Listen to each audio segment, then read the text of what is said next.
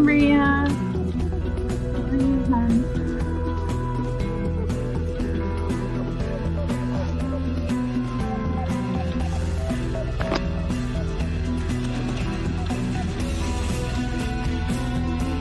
Hey, Pam.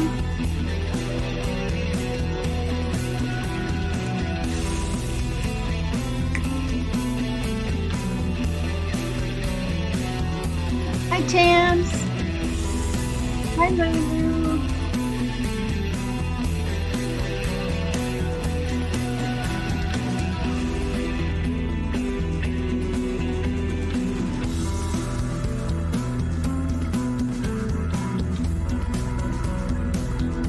It is kind of. Hi, LJ.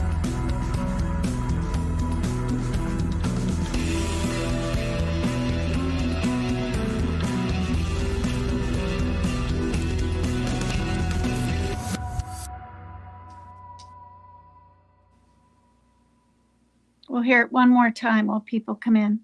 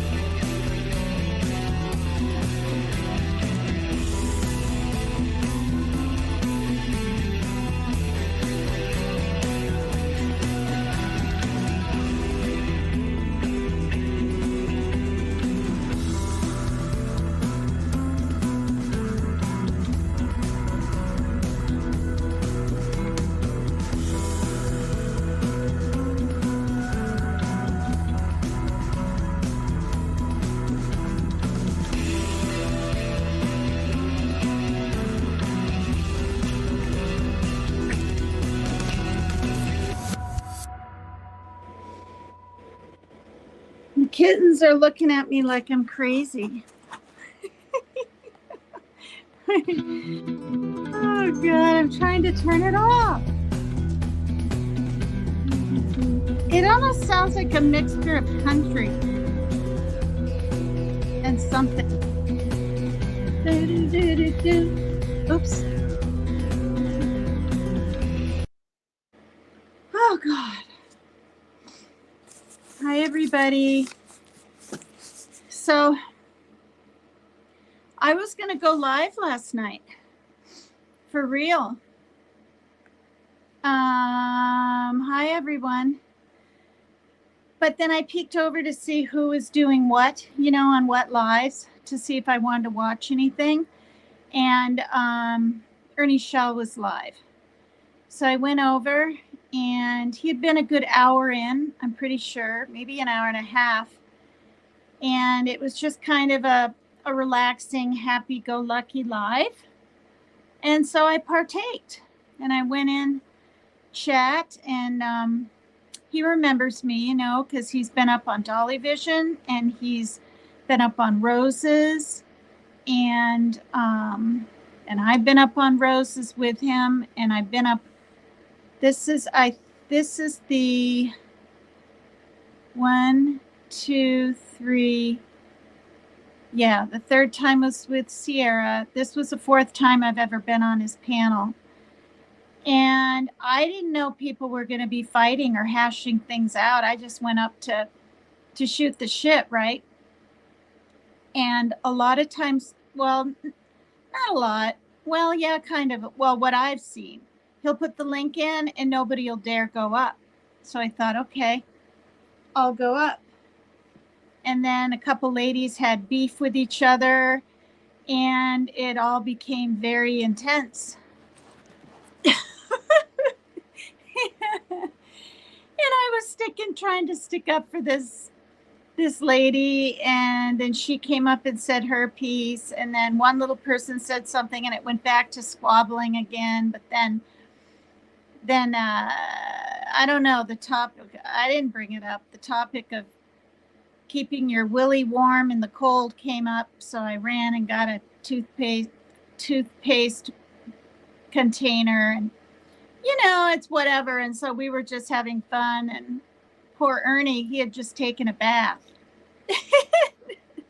He showed the water and the bubbles. He didn't show anything, but women were teasing him and stuff. And he gets out, he's trying to relax, and all hell breaks loose. So, but it didn't last like that long. I think the fighting was maybe 15 minutes. Then it started getting intense again, but it was fun. Played music for like an hour and a half at the end. And he obviously wasn't planning on, I'm looking for my soda. Oh, good griefers, where's my soda? He wasn't planning on going live for 7 hours, Now what? Where is it, you guys? It's driving me bonkers.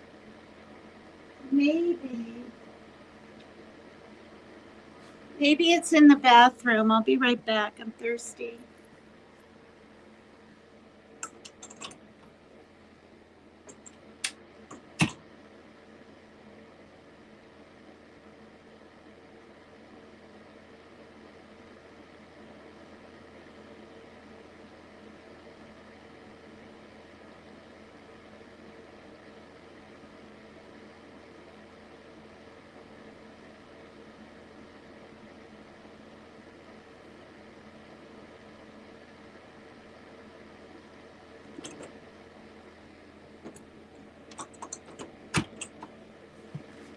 Oh, God.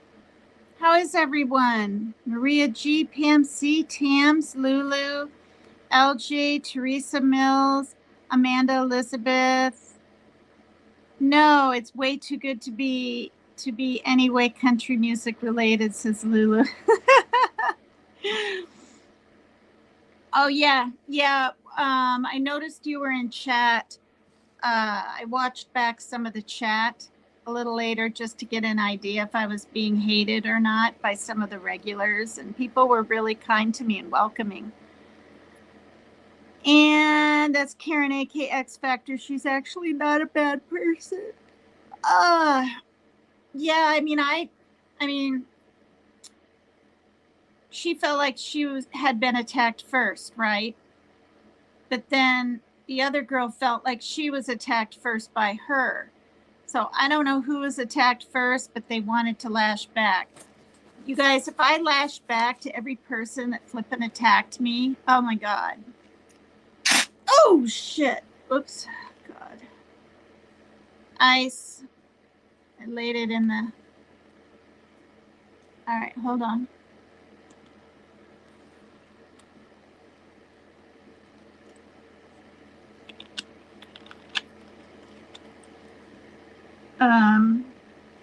Yeah, I'd be here all night if I did that. Hi, Joe. Hi. Okay, so don't sweat the small stuff, and it's all small stuff. I was on, I always talk about my sub numbers. I'm like addicted to doing it now. I was up to 1,380. And then before I started my show, I was 1,379. I was bummed. Yeah.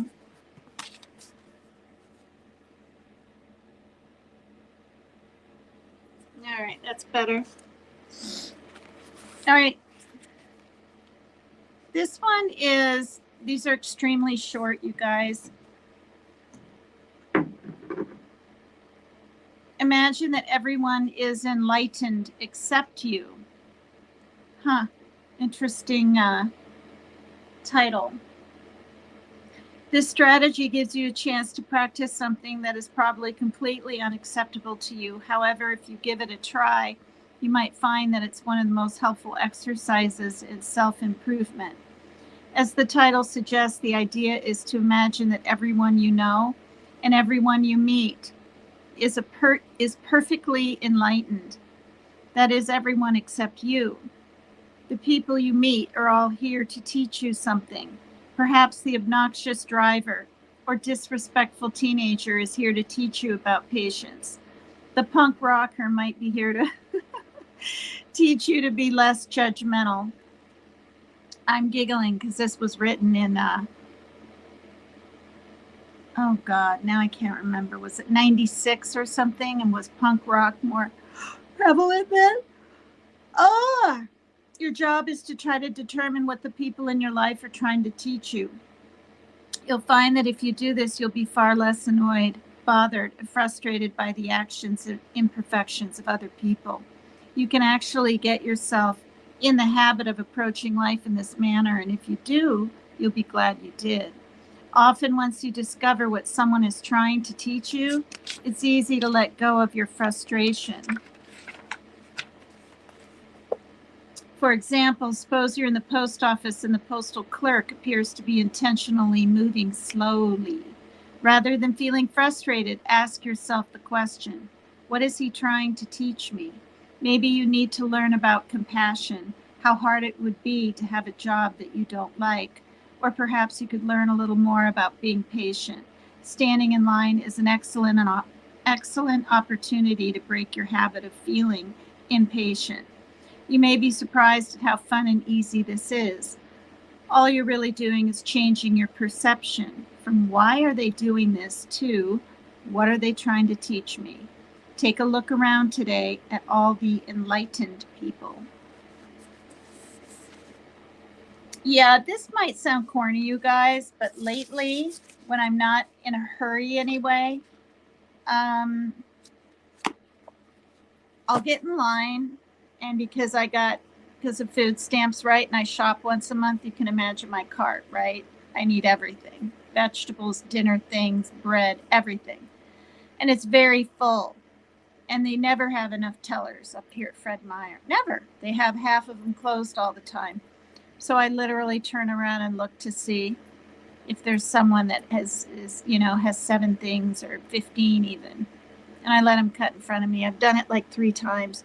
And it feels good, and they're shocked, and I'm like, no, go ahead. And when they see my card, of course, they're like, okay. They go ahead and do it. That's for darn sure.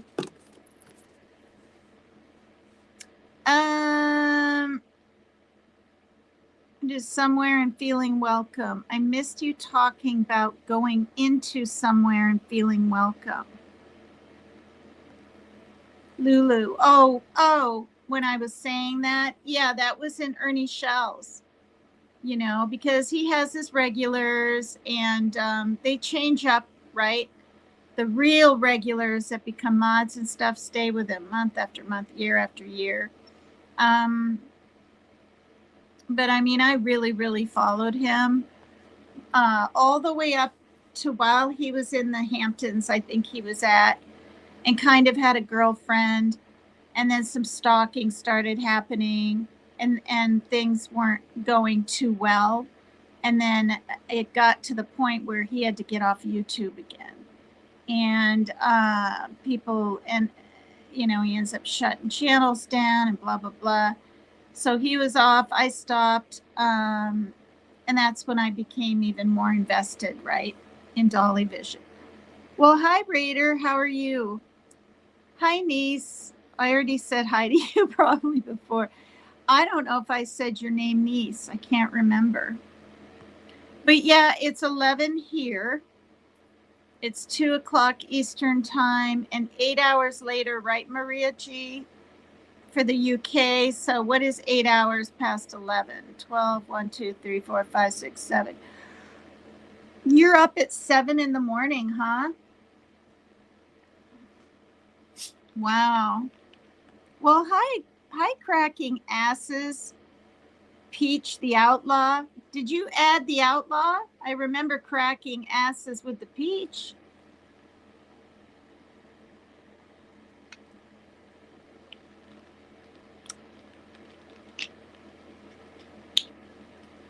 I already took my meds.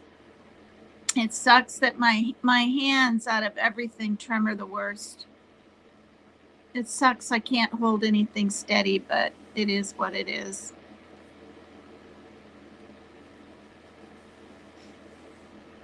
It's school.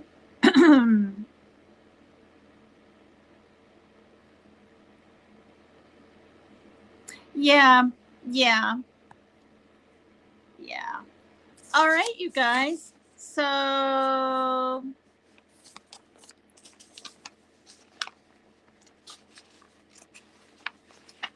I'm going to read really quickly the early morning signs of all kinds of things. It's a lot. I'm going to say it quick.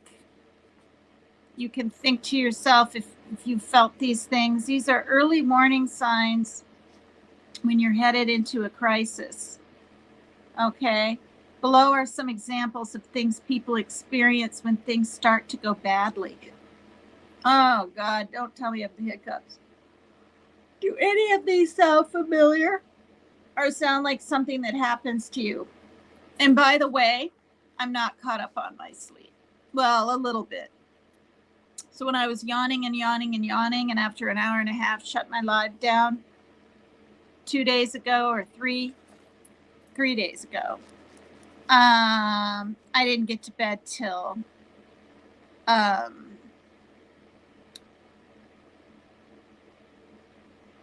what was it? Oh, I went to bed at 4, but I couldn't sleep till 5ish or something.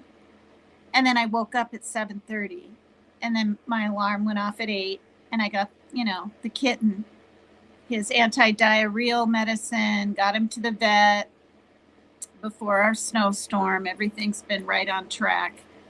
Got to the store before because we have lots of snow out there. People can't even hardly move their cars. I mean, there's, we're talking a ton of snow on top of the roofs. But yeah, and then I thought I was going to pick the kitten up like between 2 and 5 from a 9 o'clock in the morning drop off. And by 11, they were all done. So went back, got her. So she's on this chicken flavored anti-diarrheal medicine. This is Little Sunshine, who's had diarrhea before. And it's working instantly. Like, it's just shocking. And she dewormed her. And she feels, you guys, for people that love the kittens like I do, that it's a food. It's a food. Well, I don't know if it's allergy, but a food upset thing. So I gave her just dry for a couple of days and eased the meat in, and she's doing just fine. How wonderful not to have to clean up diarrhea. Oh my God. All right. So, so these are the early morning signs. Oh, see, it is 7:15. Oh, it is 8 hours later, Maria. In Australia, maybe there's 2 different parts, right? Australia is, oh God, 8 hours. Is it behind me? Is it behind me?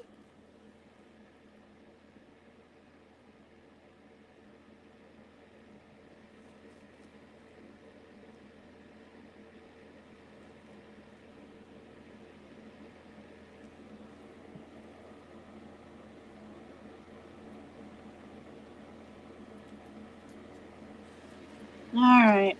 I'm so used to my bangs, you guys. I'm back to my bangs. So the early morning signs. Do any of these sound familiar or sound like something that happens to you? Physical. I feel tired all the time. I get headaches. I can't sleep. I sleep all the time. My muscles ache. My heart races. My chest hurts. I get a stomach ache. I feel nauseous. I tremble. My hands and feet get cold, clammy. I break out into a sweat. I get flushed. I feel exhausted. I have nightmares or night terrors. I cut myself. Mental. I can't concentrate. I forget things. I can't make decisions. My mind races. My mind goes blank. I can't think. I feel confused. Nothing seems funny or fun anymore. I have trouble recognizing people. I think I'm someone I'm not. I can't understand what people are saying. I believe I'm superhuman. I start to hear voices or they get worse. I start thinking about using drugs or alcohol to escape my pain. Okay, behavioral. I pace back and forth. I fidget. I eat to feel better. I can't eat at all. I start smoking or smoke more. I start drinking or drink more. I use street drugs. I cry a lot. I yell. I swear. I blame others. I throw things. I hit things or people or animals. I don't shower. I stop cooking and cleaning house. I cut other people out of my life. I find myself being dishonest with others. I argue over every little thing. I expect too much from others. I stop doing the things I do for fun. Emotional. I feel anxious. I feel nervous. I feel sad. I feel frustrated. I worry a lot. I'm afraid. I get irritable. I feel impatient. My temper gets short. I feel fearful. I think something bad is going to happen. I obsess about things. I feel lonely. I feel like I don't belong. I'm easily annoyed. I can't tolerate being alone.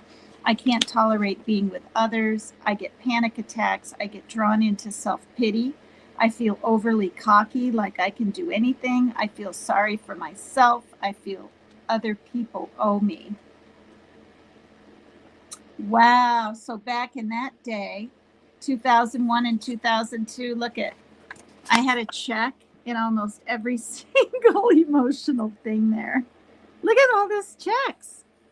Except I can't tolerate being with others. Apparently I could. Oh, I was getting panic attacks back then. And I didn't ever feel overly cocky.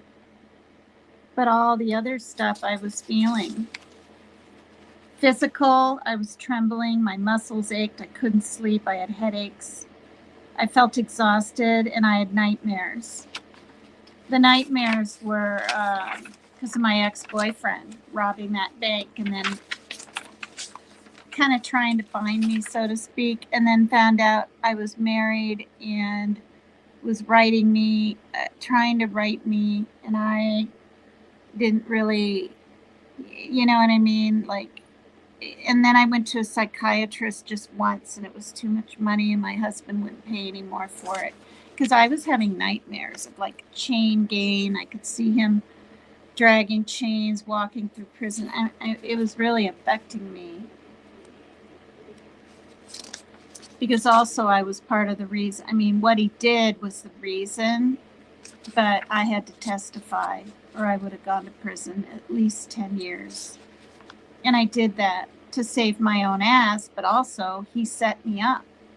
He set me up by showing up and asking me to get in the car. He knew if he had told me why he wanted me in the car, I wouldn't have gotten in. And I said on one of my other lives that I gave him the money for the gun that he purchased and didn't even use. But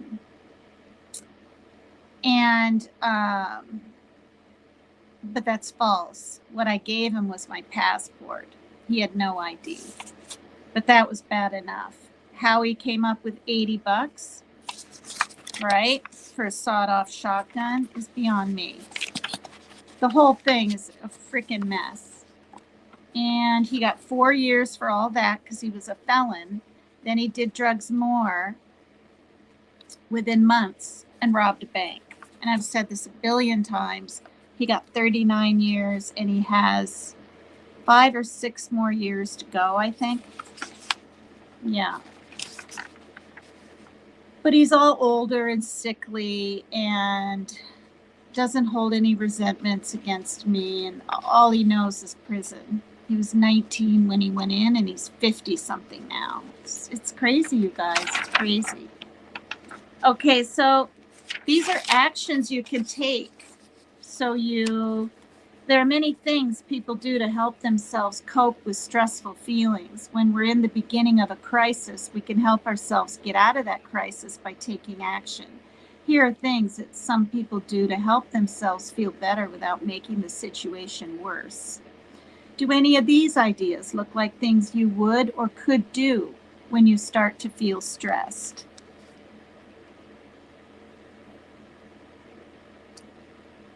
A ton of snow, Raiders laughing because I said that. Hi, Moon Taxi. Hi, everybody. Hi, Sweet Misery. Hello.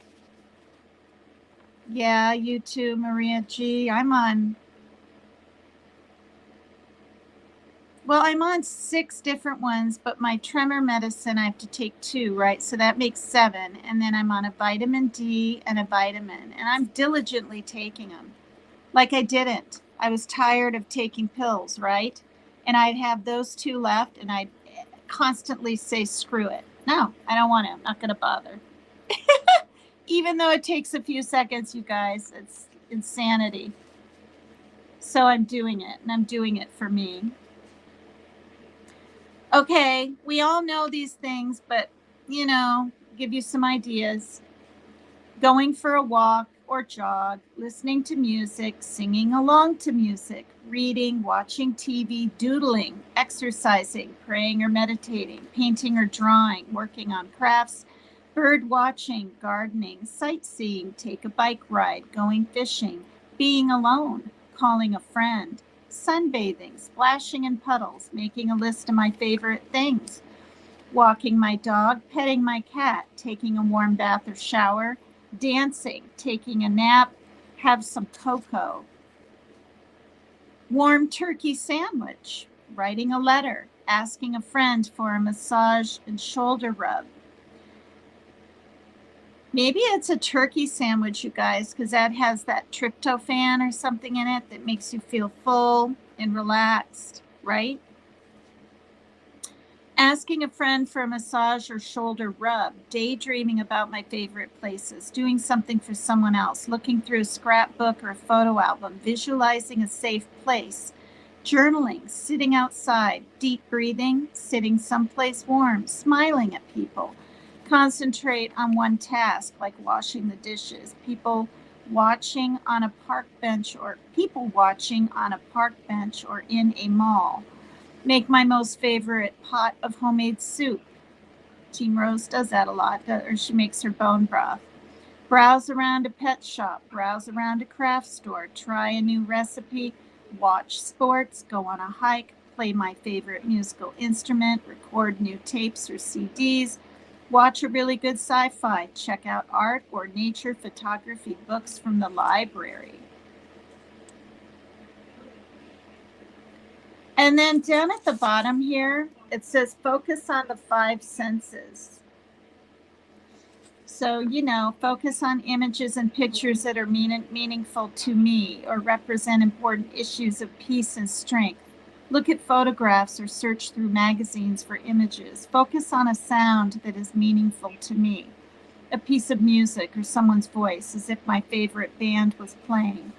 Focus and breathe in a scent that I find relaxing or invigorating, or that has good memories like fresh baked bread or a whiff of blueberry oil. Focus on my sense of touch, something soft or that has a lot of texture, for example.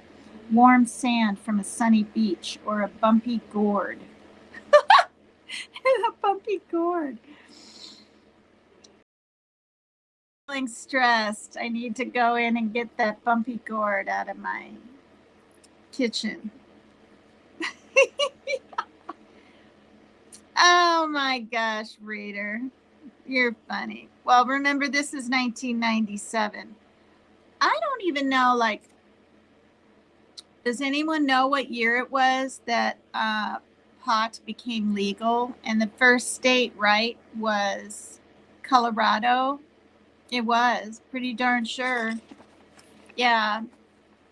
And the second might have been Washington State. I'm not even kidding. Okay, your eldest was born in 97, Maria.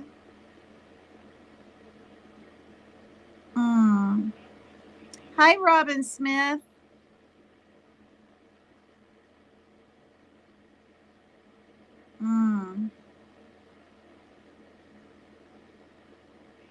Well, the thing is, Raider, I walked with him into a gas station. Like, I had, he wouldn't tell me anything. I said no to getting in the car like 3 times, and he just made it sound like it's not a big deal. But the weird thing is he wasn't even like out on some work release. I don't know how he was out in the middle of the day, but he was locked up in a correctional center. It was too weird. The whole thing's freaking really weird. And then the FBI started, contacting me and things like that. Yep. Yep. Oh, thank you. Thank you for that, Maria G. Yeah, I didn't even type it on the top. Thank you. Maybe you can repost that now and then. And that would be great.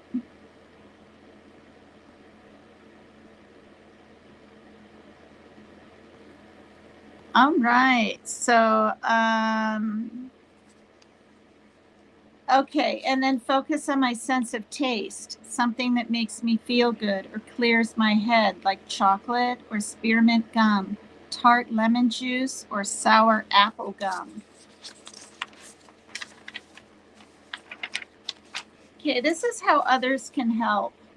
When things get tough, the tough turn to their supporters for help. Asking for help can be difficult, but can be well worth it, especially if I am specific about the type of help I need. Below are some examples of how I may want others to be helpful during my time of crisis.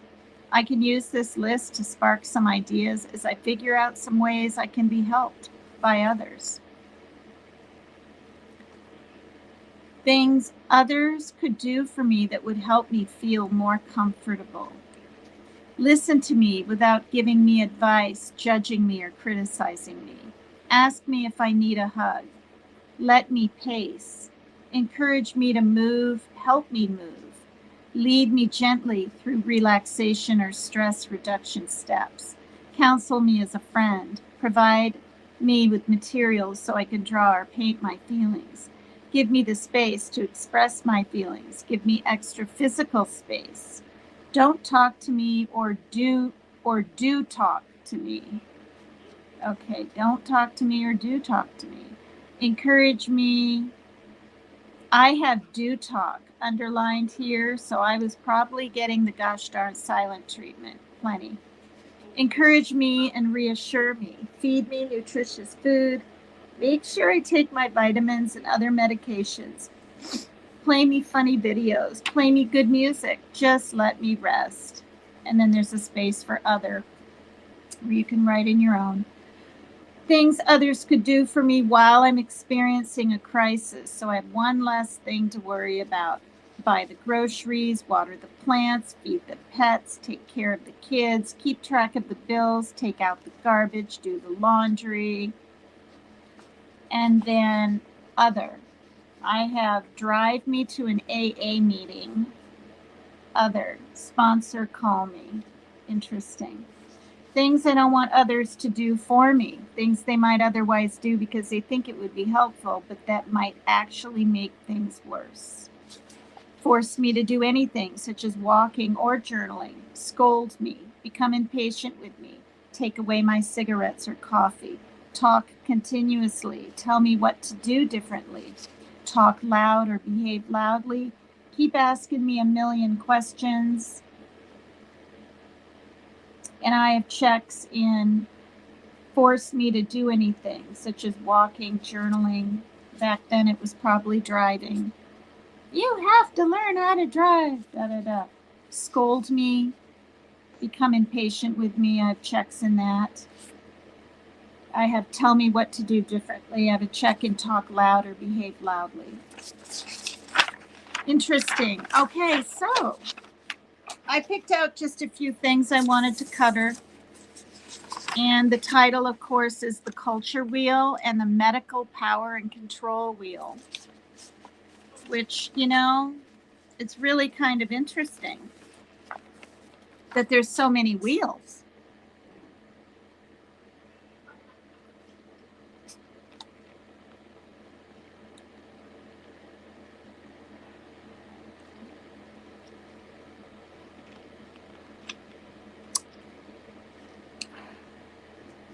Man, when it's that cold, it's stronger and, of course, colder. Hi, Pink Peony. Who's Jeffy? Oh, prayers for your Jeffy, Raider.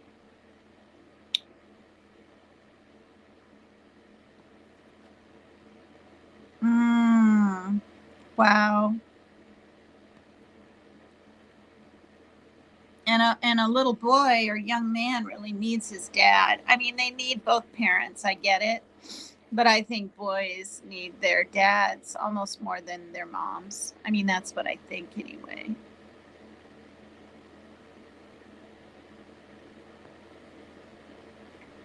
Oh, goodness sakes. Thank you for everyone being in here. Please hit the like and please subscribe if you haven't. My goal is just 20 more. You think I can make it? Can you guys tell your friends? Raider, can you like get on the phone and say, hey, there's this chick with fake red hair.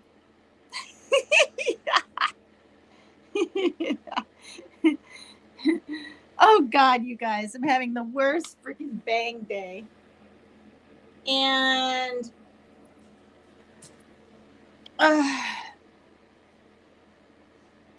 she needs you to subscribe.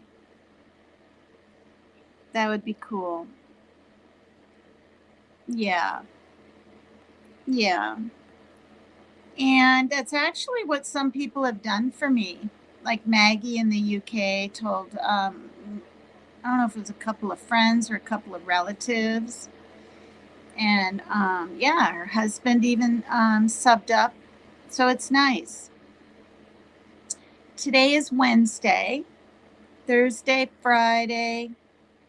I would really like by the end of the weekend to literally be at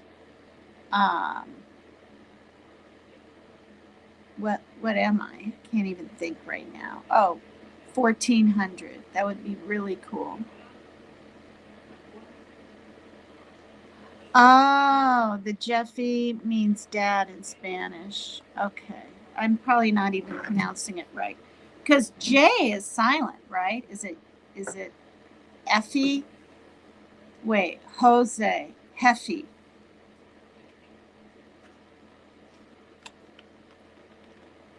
Mm-hmm. Hi, Elizabeth. Hi there. Oh, thank you, Lulu. That's so sweet. Well, now what? Do you want to go out, kitten? All right. So this is the culture wheel. How our culture. I touched upon it a little, but not with really all these details. A few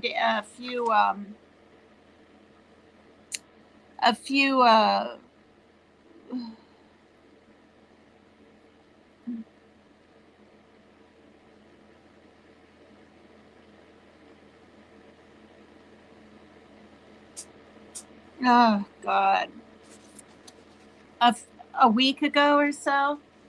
So culture wheel. We've got the culture, and then language, and then traditions, and then dances and heroines and culture, art, heroes, fads, the norms, rituals, and values. Then we've got cultural, institutional. Okay, that's the cultural. Then institutional. is the education, medicine, religion, economics, work, government, social services, media, police, and courts. And then inside that, oh, interesting. Okay, inside of that is the personal. That's the power and control wheel. The small one right here that I showed you guys in the first place when I started this, which, as a reminder, is using intimidation, using emotional abuse, using isolation, minimizing, denying, and blaming, using the children, using male or female privilege, using economic abuse, and using coercion and threats. Yeah.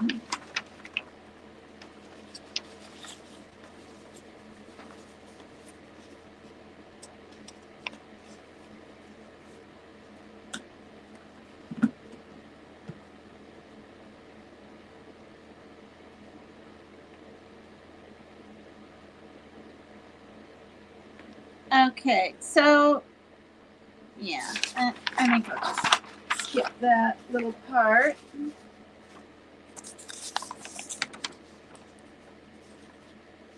So the escalating danger, okay, once you realize, or many people don't even realize they're caught in a wheel or someone's trying to control. I mean, they're feeling wrong, they're feeling hurt, but they don't look at it as even control, right? Many people think, oh, if he doesn't want me to, he wants me all to himself, right? He must really love me. No, that's like isolating. If it's all the time or too often or abusive or whatever. So we have violating confidentiality. Okay, this is one of the escalating factors to make it dangerous.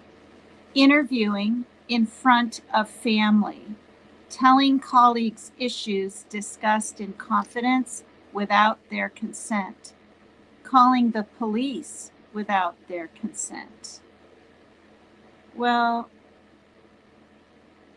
I don't know. I mean,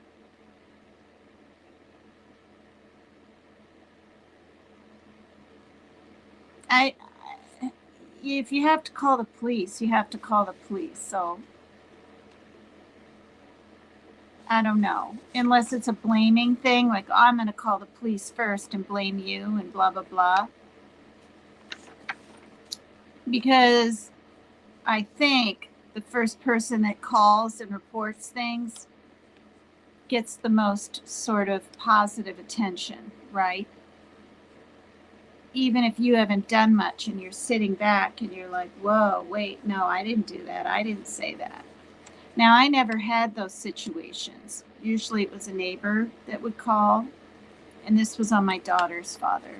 Or I'm trying to think if I ever called. I'm literally, in the 8 years we were together, you know, when he slammed his brakes on and I ended up in his lap, another car saw that. When he threw a basketball so hard at my stomach and about knocked the wind out of me, a lady bus driver saw that. The cops didn't even come. And then all the other times,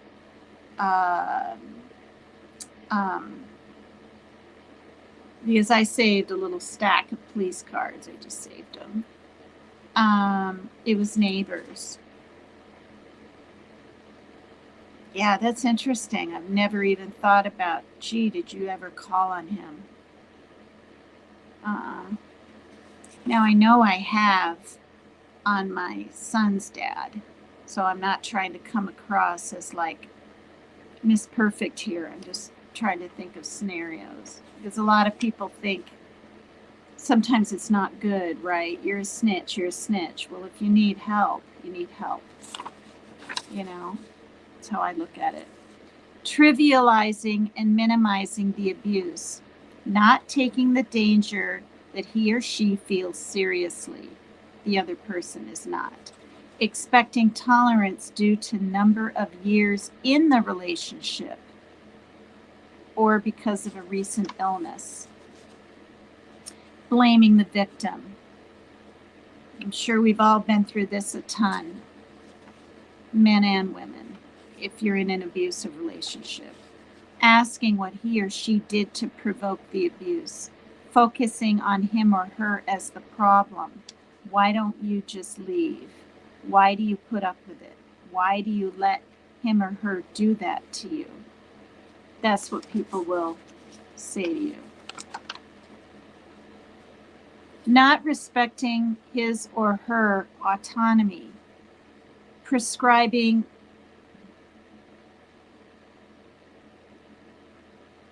it says prescribing divorce.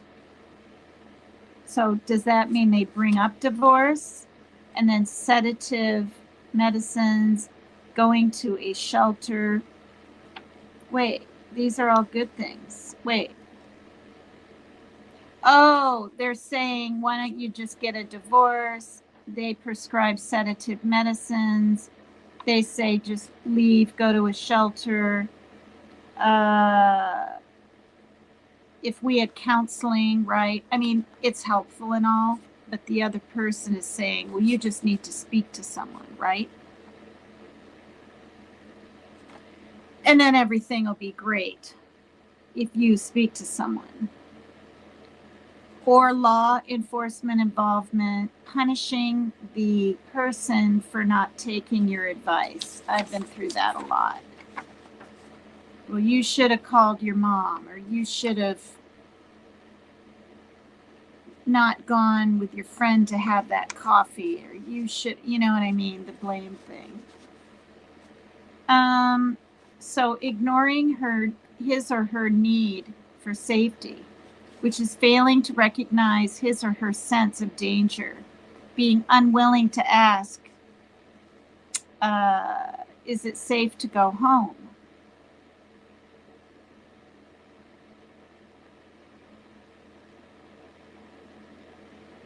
Do you have a place you could go if the situation escalates? Yeah, people need to ask these questions, not just put people in a cab, have them leave, and let them come back. Do you know what I mean? Especially if they're intoxicated or things could get worse. Normalizing victimization, failing to respond to his or her disclosure of abuse. Acceptance of intimidation as normal in relationships. Belief that abuse is the outcome of non-compliance with patriarchy. Okay, I don't even hardly know what that means, honestly. I've heard of the word patriarchy or patriarch, but, you know, I don't know. So here it is, escalating danger, the medical power and control. And this is why I put it in my title.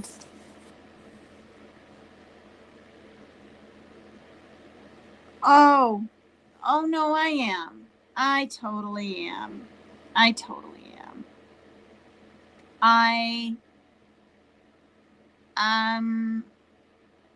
Yeah.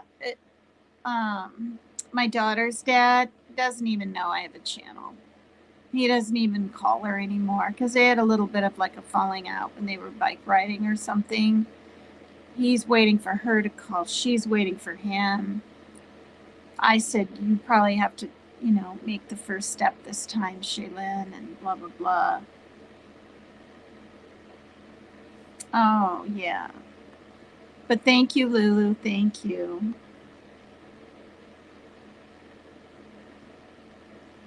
Hello, you guys.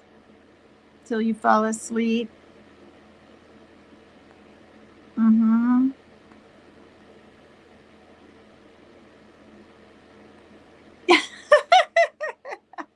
I'm always a little wild. What are you talking about? Oh, God. Well, you know, this is the thing. Every time I go to the bathroom, because I have a hanging thing with like toothpaste and stuff, I was so tired of like every month or three, not tired, but having to get a toothpaste, right? And then you think you're getting a big one in like a medium big box, but then when it comes out of the box, it's like smallish. And Shaylin and I share the same toothpaste, and then Parker has his own. So I bought two, right? And the boxes were really, really big. And it's just sitting there, not even open. And they're talking about, keeping Ernie's, what warm and talking about that. And I'm like, I'm grabbing my box.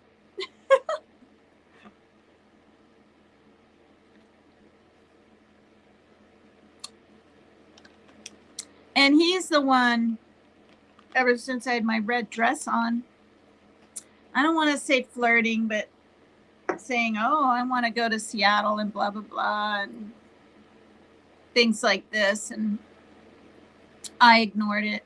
And, then he told me to, like, friend request him or whatever. And I did. And he isn't even checking. And so I called him out on it in a nice way.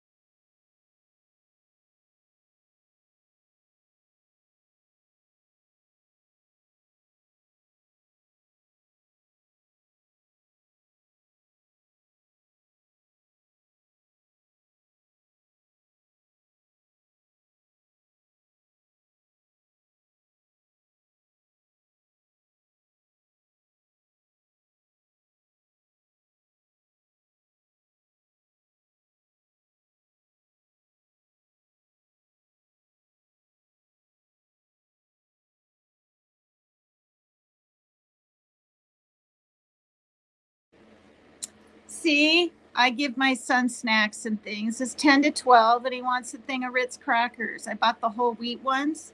Get like the tubes, whatever. I haven't bought Ritz crackers, you guys, in a year. It's usually like wheat thins and Triscuits. Man, you guys, there's every kind under the sun now, right? Olive oil and I don't know what, thyme and garlic and plain and buttered, and do you know what I mean?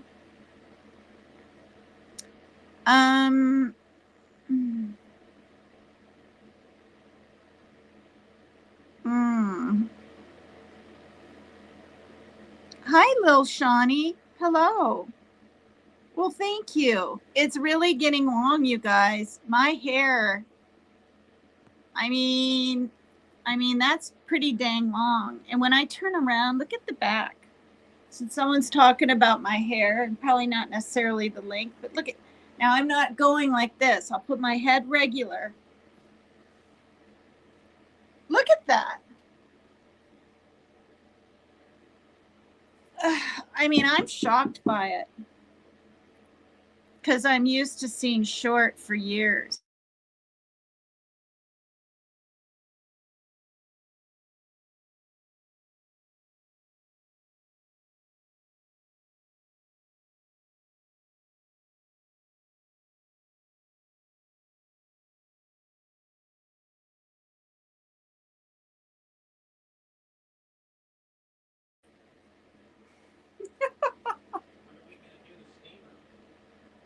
I don't know, Parker. Maybe we can do this. Listen, maybe we can do the steamer tomorrow. But I had to clean that gosh darn guinea pig cage today. Oh God, you guys. It's not just cleaning a darn cage. It's cleaning all around it, taking it apart, scrubbing it, drying it. That's easy. Then you take the water bottle parts apart and the little rubber thing out, make sure that the little teeny turtle that floats in there doesn't go down the gosh darn sink. I mean, I've been doing it every 2 weeks now for going on 14 years. Forever, it feels like. And it's been fun. It's fun having the guinea pig. I trimmed his nails all up, and oh my God, you guys, he was excuse me, I was holding him, and he's really furry now. He needs a haircut, but he's too old for it, and it's cold out, and they get warm easy, but he's all right, because especially I keep it pretty cool in here. But he wasn't going, wee! He wasn't doing that. He was, what was he doing? He was whimpering. He was, or something like that. And I sit on the toilet to do it, and all three kittens were sitting right down here looking up, just kind of like probably thinking, what are you doing to that poor animal? Because they see it right over here behind me. They can sit on, see the ledge that's sticking out in front of the green water bottle? They sit there and hang out. Now, not all the time, and I was a little concerned they might stick their paw in there and the guinea pig might try to bite it or something.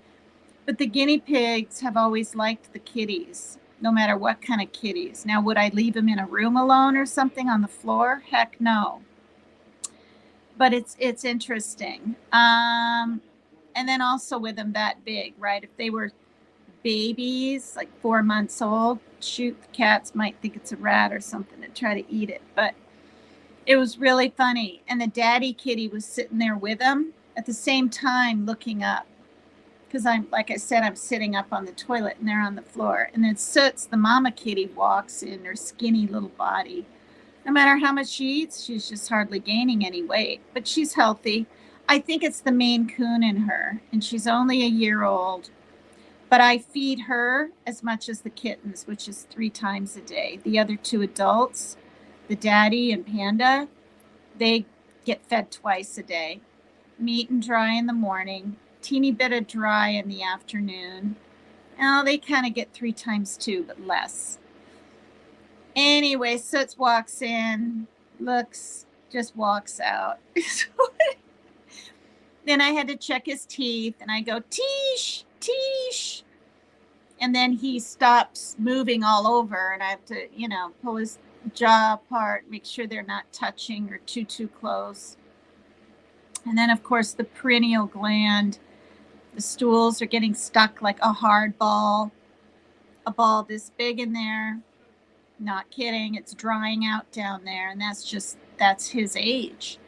And so I have to take toilet paper and clean that out. And then always when I'm doing that, more stools are just popping out. Oh my God, you guys, I'm serious. And then his eye is getting just a little bit, not his eye, but it's a little bit crusty or whatever. So I take a damp cloth and clean that. I had to clean Charlie's big balls. He has big balls, you guys. And his little teeny little weenus off with a warm cloth. And I do that every 2 weeks. So now in 2 weeks, he probably won't need his nails done. But then in the next 2 weeks, which will be a month, he'll need his nails done because they curl. And if they, don't get trimmed, you don't want to get the wick, because then I got to take my flour, right, out of the bag and get flour on them so they stop bleeding, because I have cut the wick before by accident, and that's just awful. And I have tremors, so I'm trying to take my time and do the best I can. It's just the whole thing's intense. And I'm just really, really glad I didn't go ahead and buy another guinea pig, because this one's going to pass any month, honestly, because they live 6 to 8 years, you guys, and he's on his 9th year. Some of them die at 4, 5, and 6 months. Anyway, so I got that all done. He's got nice clean bedding in there, and of course I have to clean the dish bowls. It's important. So hi Teresa Bronson, hello. Hi Warrior Nun, thank you. Weenus. Yeah, I mean, maybe I should be taking him out of the cage really every 2 or 3 days and cleaning that thing out. But I mean, I don't think he's in pain. I mean, of course, you know, they can't talk, whatever, but it just sort of sits there. And like, I don't get it. I'm just going to say it. The teeny anus hole is below where the stools come out. So how are they getting to this upper perineal sac area? Because I had to Google it. You know, I have a guinea pig book and stuff, and turn into like a hard ball. I mean, I have to spread something apart to even get it out. The poor baby. But, well, hello. Hi, Mark Klein. How's it going? Thank you, you guys, for visiting me over here. Hi, Love Metal. Hi, everyone. Please hit the like. Please subscribe if you haven't. I need only, well, it was 20 more. Now it's 21. I had 1,379 when I started. All right. Now, the next thing,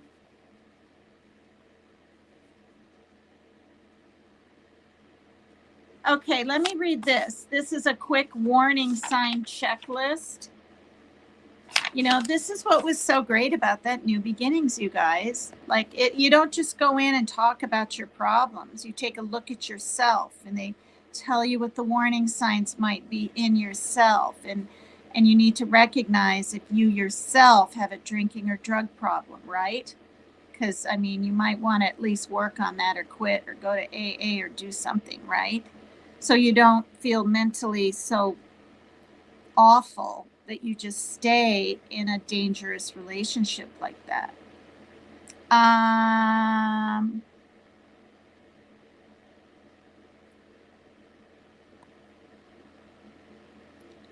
Yeah. Oh, I see. Yeah, I mean, you know, it's not, I mean, I put on a surgical glove, right? Or surgical gloves. And, you know, for the most part, I can just tip the huge, I mean, it's a big cage too. It's long. See it? It's long.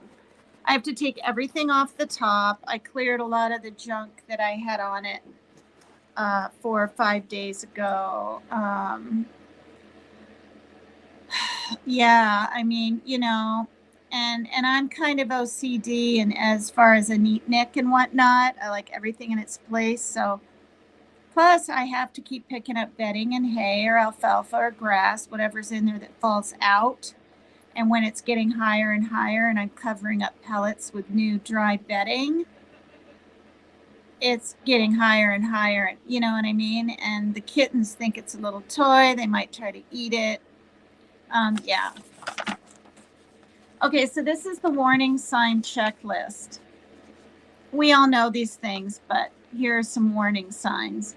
Inability to think clearly, memory problems, emotional overreactions, numbness to feelings, sleep disturbances, physical coordination problems, stress sensitivity, complacency, develop a I don't care attitude, overconfidence, believe I will never drink again, denying a need for recovery program, irregular poor eating habits, headaches, other body aches, lack of energy, poor self-care, hygiene, indigestion, ulcers, loss of appetite, boredom, self-pity, future tripping. I've been doing that probably my whole life. Tunnel vision, feeling of hopelessness, feeling that nothing can be solved, feelings of guilt and shame, isolating, feeling alone, irritable, rejects help from others, begins to tell lies, unreasonable resentments, focus on other people's problems, judgmental of others, pulling back on the recovery program. Which I've kind of done. I mean, when that C disease came, I stopped going. Little did I know the whole darn building was going to be taken over by the Pilates classes that I was going to on a Sunday for free. by them. And I mean, that place was chock full of stuff. I don't know who did it. I don't know where anything is. I don't care. I have different dish towels that I brought to lay out on the tables, like with flowers or bunnies for the different seasons, to make it more homey, you know. And then my job description, or whatever you want to call it, I can't remember the names of these things, was housing. And that was filling the creamers and stocking the coffee. And for a while, I would pour the creamers in the creamer, set them over there, and get coffee out of boxes and whatnot. But then people were buying creamers, right, that are already in the things. So you just stock it up, and, you know, the coffee filters and napkins and the stirrers. And then also with that was the cleaning part of it. And I don't mind doing that because I'm like, I hate cleaning, really, but if you keep things neat and in its place, you never really have to clean, except maybe deep clean, like once a month. You know, that's how often I clean my kitchen floor. You know, I mean, if it really needs it, I'll do it sooner, but in the bathroom floors and things like that. So yeah, I would vacuum the hall. And when Fred was there, he passed away 2 years ago. It was so sad. God. Anyway, he would always empty the vacuum for me. He gave me money for Christmas. Like a lot. Put like $200 in a card and give it to me. Stuff like that. He was in his 80s, but he fell outside of the church, and he was never the same. He was never the same. And I told this story once. Me and Siobhan, a lady I know from Ireland that I met there and we're still friends, brought some balloons and different things, thinking he would pull through, right? And he died like a day and a half later. But he was combative to the nurse, didn't know where he was. Yeah. So I never really got to say goodbye, but in a way, I did, because he knew I was the one that gave the chocolate bar. He remembered me, you know, Megan. And his sister, and I know all this because his sister told me, said he had a big smile on his face, and like he was pulling through, you know, he was getting better, and then, right, and then the next day, in the middle of the day, he just died. Like, it was just shocking.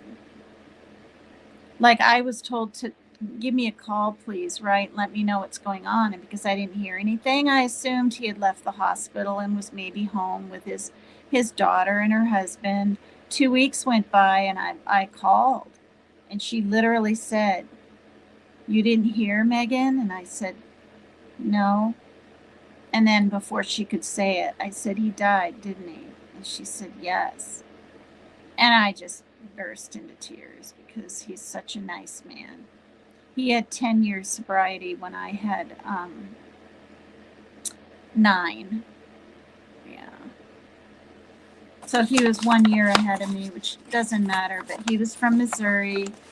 He was a pastor on a ship in the Navy when he was younger. He wanted to stay fit. He would walk around. He would give me rides home in his pickup, like when I had my bike and the pug. He didn't even care if this big wet pug dog got in on the, as long as he was down by my feet. Well, I'm talking when it's busting out raining, right? Just a really, really nice man. And he reminded me so much of my father. Extremely spiritual / religious. They were both tall and lanky. I told him, I said, if you just talked to my dad once on the phone, you'd become like best friends. But it didn't happen.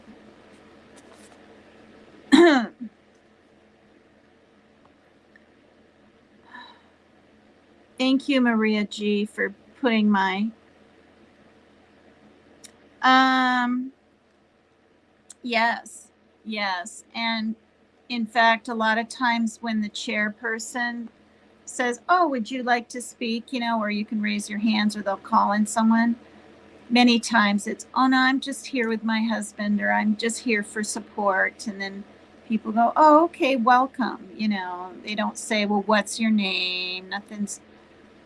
Nothing's pushy. That's what's so nice. And everyone's welcome.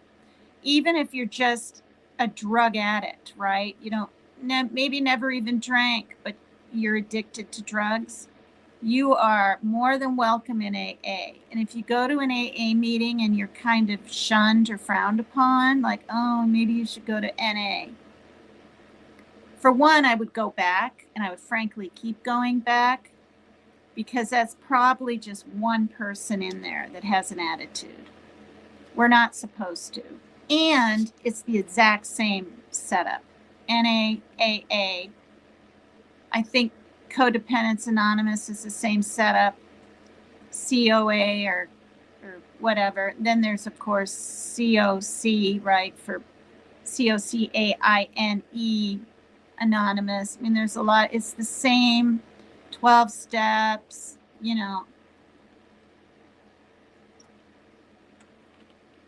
making amends with others so you don't carry that guilt around, so you don't maybe drink again, right, or drug.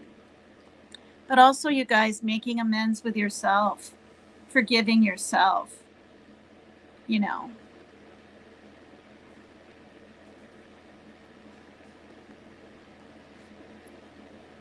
I had to do that when I lost my daughter for those 3 months. I had to forgive myself. Because I was kind of afraid that she would have abandonment issues and things. We just talked about it yesterday a little bit. That's why I'm getting emotional today, even though it was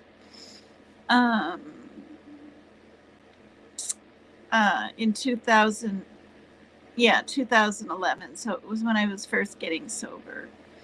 And I've been sober before. There's a difference I found out of being sober and just away from alcohol. Sober is of the mind too. You have peace of mind. You're not drinking. You're not thinking about it. That's what sober is. Right?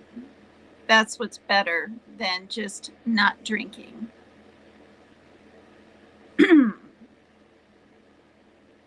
But our talk was good. I mean, it was good. But, my daughter's 19 and,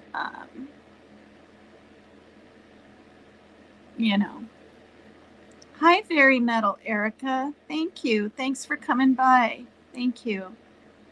Hi, Pen Sounds Top Charts.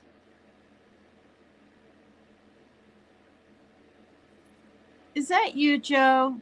Because you told me you were Pen.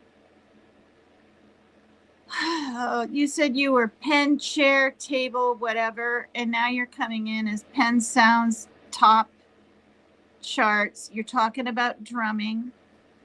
And if it's you, it's okay. But as you know, we had, quite the discussion, to say the least, about our son's medicine. And the thing is, I live with him and I see how it's helped him. And if you can take one little pill and then not be running outside in your socks from a panic attack, having to call 911, then why not take that pill? And I'm not going to say what it is on here, and don't type about it if that is you, Joe. Because if you say real names of meds on YouTube, they don't like that. But, you're a drummer, and Rush is something that you bring up now and then, like once in a blue moon. but I didn't know he died of brain cancer. That's right. He did die last year. I heard that too. He never drank. He never, ever, ever had a drink. Now listen, if this isn't my ex, Penn Sounds top charts, I apologize, because he's just curious and probably wants to be part of the chat and whatever. And I'm not going to tell anyone they're not welcome, including my ex, right? He lives in Eastern Washington and I live in the less hot deserty area of Washington. But if that is you, Joe, I want to get along.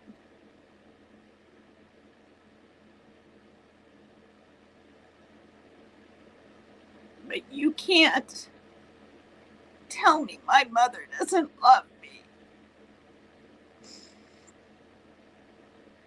Or had a problem with me in the past. You can't do that to me. Because you get to see your mom about every 3 years. I haven't seen mine in 12. And your mom's in her 80s and my mom's in my 80s. And you don't have that right. And that's why I got so mad on the phone if that's you. And I'm pretty darn sure this is you.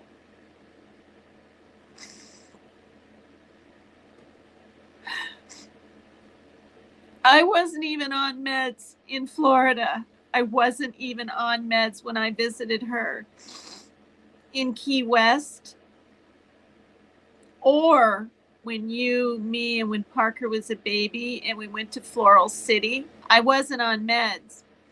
I got on one little med that starts with Z for my depression and I guess anxiety when our son was 4, which would make me 37 years old.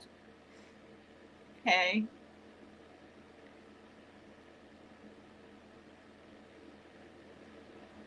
I've only been to Florida 3 times.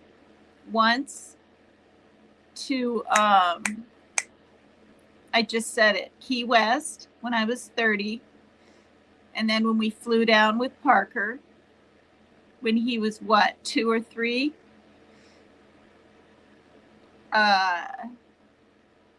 And then another time when I took the Greyhound bus there and saw my sister in wherever the heck she was. Now I can't remember the name of that town. But you don't even know how hurtful that is. And I did bring it up to my mother like a year ago, and she said, Megan, that's false. It's very, very hurtful. Whether you're typing or whether you're drinking and saying these things to me or you're sober, it's extremely hurtful.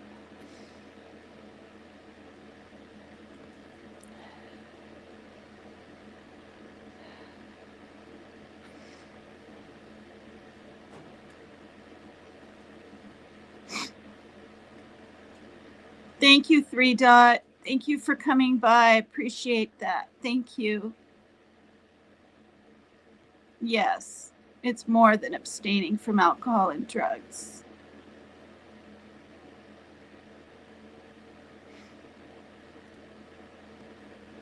I hit the like. No, I know. I read a book called No Regrets. I'm telling you, I don't know who it's by. It was a great big hardcover. And it was just truly amazing. It's no regrets on everything in your life and why and what was said. I can't remember, but I know it was written like by a psychologist or psychiatrist or something.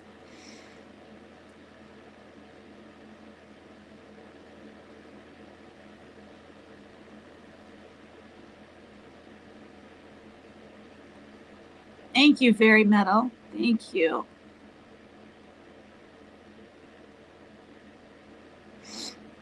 Anyway, thanks for coming by. Everything was fine. Hit the like if you're even watching, but you're not in my chat. And then I saw a name that sounds just like something my ex has kind of typed in here. and we had we were getting upset at each other about my son. Oh, thank you. And thank you, AK-47. And you have the book? That's cool. Hi, Selena. Yeah. So, well, yeah, you know, and it's always been like this. He has never been supportive of medication for my son. And then for a while he is. And then if he drinks, he isn't. And it's like, and I don't have to have his support, but don't try to talk our son out of what's helping him.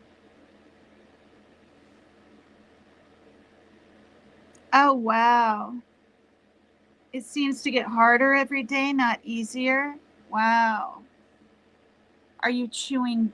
What is that stuff called? Norco gum or not Norco? Are you chewing gum? Are you? Yeah, I mean, when I drank, I did smoke. I've said that many times. It's just, I just wanted one, right? While I'm drinking. Some of it is keeping the hands busy, but really, it wasn't. It, oh, nicotine gum. Yeah. Um, because when I quit drinking, I could just quit smoking. Excuse me, smoking like that. Now, see, I don't think that guy's in here right now. I think that's my ex. I really think. On a scale of 1 to 10, this pin, whatever his name is, Pen Sounds Top Charts, I'm 95% sure. Especially when you bring up Rush like that. Nobody talks about Rush except him. It kind of seems like the band Rush. Oh, you're funny. Oh, Champix? Oh, wow. Good deal. No, no, that's not Jimmy. You think that's Jimmy? No, no, no, no. Jimmy Williams? No, no, no, no. He's got his life, he's got his panel. His panel could still be going. I think it was an hour and a half in when I went live because look, it's already 12:22 my time, 3:32 Eastern, 2:22 Midwest. Oh my God. See? See Pen Sounds top charts?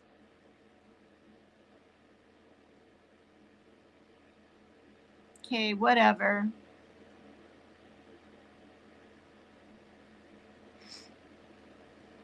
Yeah, I've been on that for a long time and you know it, but it's helped me. And you know who you're hurting when you talk like that, Joe? My daughter. My daughter's on it, and you know that. And I forgot. She heard all the rigmarole and she said, "Well, I'm on it." Okay, so you're putting down people, or maybe not people, but me, my daughter, your son, our son, because we're on something like that. So I knew that was you. See, I'm smarter than you think. Yeah. I mean, for me, it just takes the edge off. And I've said this before. I tried to go off it by tapering down, and I felt extra tired, but I felt this sort of just this, not all the time, just if something was bothering me, it really bothered me. Whereas now I can be like, kind of, you know,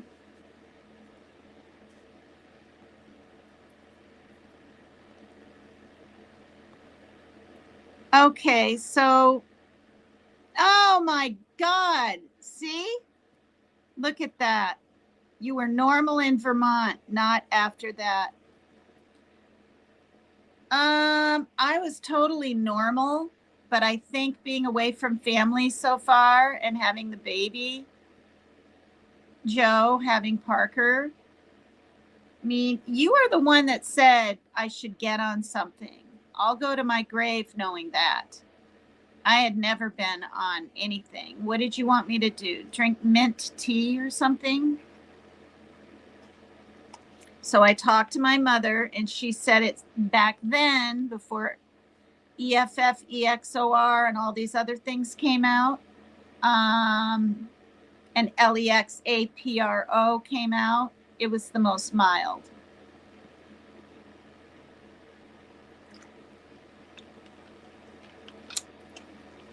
All right, so chat, because a lot of you are my friends. Like Lazy Boy, just let it go. Thank you for saying that, but just let it go. Donna, that's my ex. We tried to talk on the phone, but he was hearing what I was saying, but he wasn't listening. And there's a difference.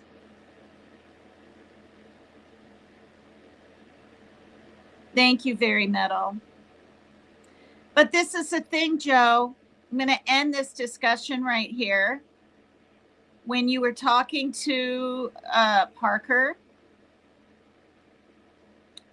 I told you in the background, I know you heard it, that because of what you've said and his feelings about it now, he's tapering down to 50. So I went in his little pill box right after the call and broke them all in half at the little line. Okay.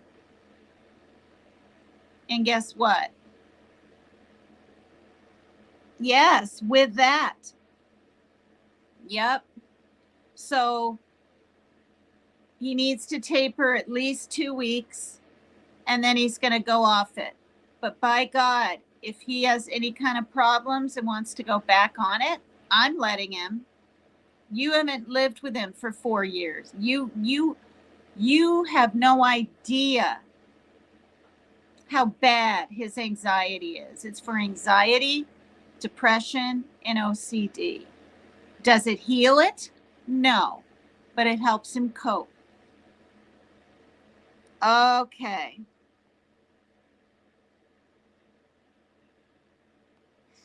Yeah.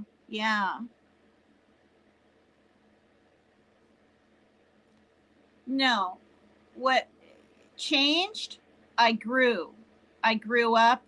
I stopped being quite as naive, gullible, submissive, took control and care of my own life. And when you go through enough stuff in life, that's what you have to do, or other people control you for the rest of your lives. And his family is in this state, for crying out loud. The whole kit and caboodle is in this state. Mine hasn't been my whole life. And I moved here in 91. And if anything, Joe, you should be nice to me, because I never moved to the Midwest and even took my daughter and left my son knowing I'd rarely ever see him, or try to convince him to go on a plane, bus, or train with me so I can be closer to my mother as she's getting older. I promised you I would never take your son from you. And I've kept that promise. And you know it.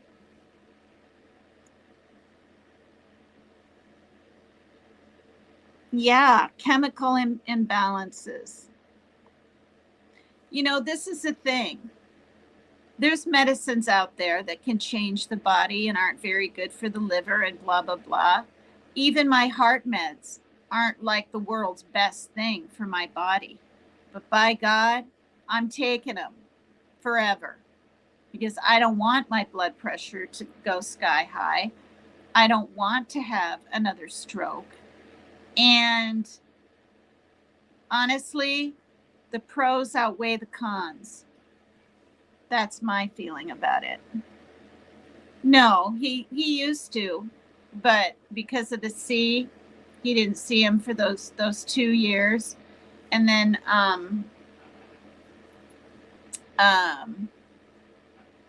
and then after that, I don't know, it was car troubles or the snow coming, or I don't know, his own stuff he's dealing with. You know, Joe, none of us really are. Did I just get a copyright thing, you guys? My screen just flashed and it hasn't done that in ages.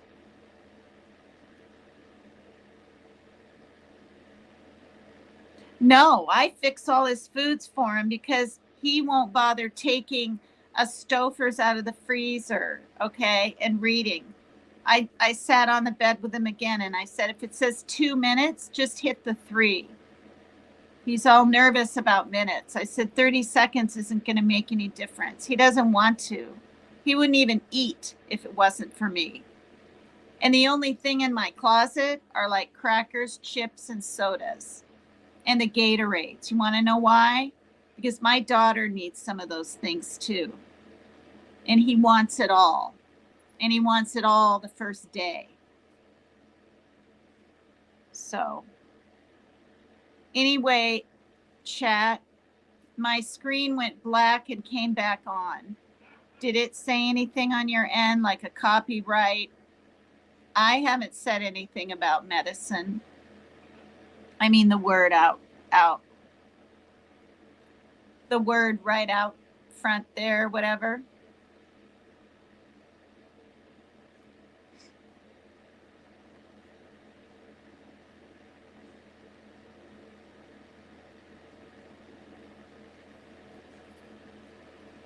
I just put him in timeout.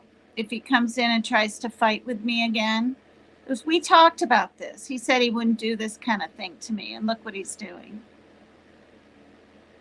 No, thank God. Yeah, I know. And if he comes in and does it again, I just put him in timeout.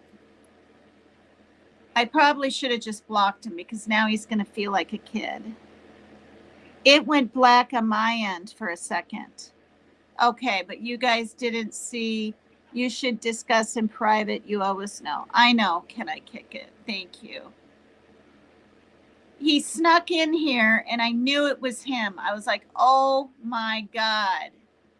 And then he's bringing up drummers and blah, blah, blah. And then I'm saying, look, you know, yeah. A timeout is 300 seconds is 5 minutes. You know, I honestly don't do meditation, and I should. I've done it like probably twice in my whole life or something. Okay, so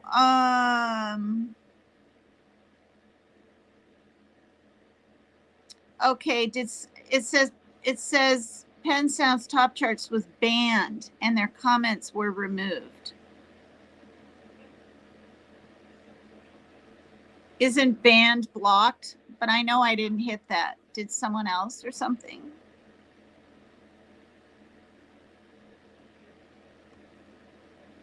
Yeah. Thank you. Hi, Blind Abinda. Yeah, in have you heard of Burlington, Vermont? It's right along Lake Champlain. Yeah. I was there from the age of 14 to like 21. Yeah.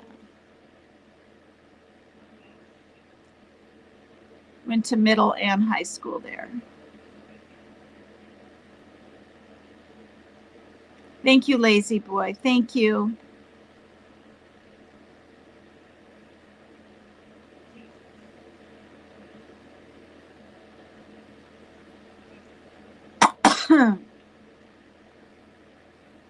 Good grief. Never know what's going to happen on my lives.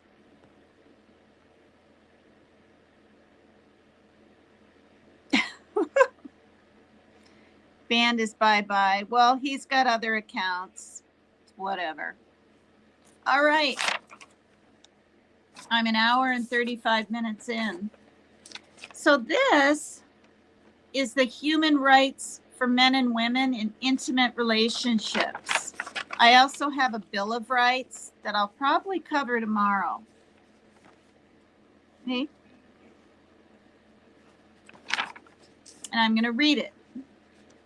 You have the right to share equally with your partner in all decisions and responsibilities related to your friendship, children, home, and finances. You have the right to share equally with your mate in all financial decisions. That's pretty much what I just read, finances. The right to grow and explore your potential without feeling guilty, selfish, or afraid. The right to have friendships with both women and men outside of your relationship as long as you do not violate the privacy of your relationship with your partner. The right to express your opinions and have them given the same respect and consideration as those of your mate. The right to have and express your sexual needs and desires without feeling like you are selfish, demanding, or aggressive. The right to have your emotional, physical, and intellectual needs be as important as the needs of your mate. The right to expect your mate to give at least 50% to resolve difficulties in your relationship. The right to hold your mate responsible for his or her behavior rather than assuming that responsibility yourself. The right to seek professional help with your relationship. The right never to be physically attacked or psychologically degraded by your mate, and the right to terminate the relationship if either occurs. And look at how I have it all underlined. Isn't that interesting? Never attacked, psychological. See that? The right to expect significant behavioral changes rather than apologies and promises from your partner if a single battering incident occurs. And I have apologies and promises circled. That'll give you an idea of what I was going through. The right to not blame yourself if the relationship in which you have invested so much love and effort ends. I have that lined and ends with 3 lines under it. I haven't seen this stuff, you guys, since 2001, 2002. I'm telling you the truth. I just put it all in a folder and saved it. You know why I saved it? In case I might meet another woman someday that I don't even know if New Beginnings is out there still. I don't even know.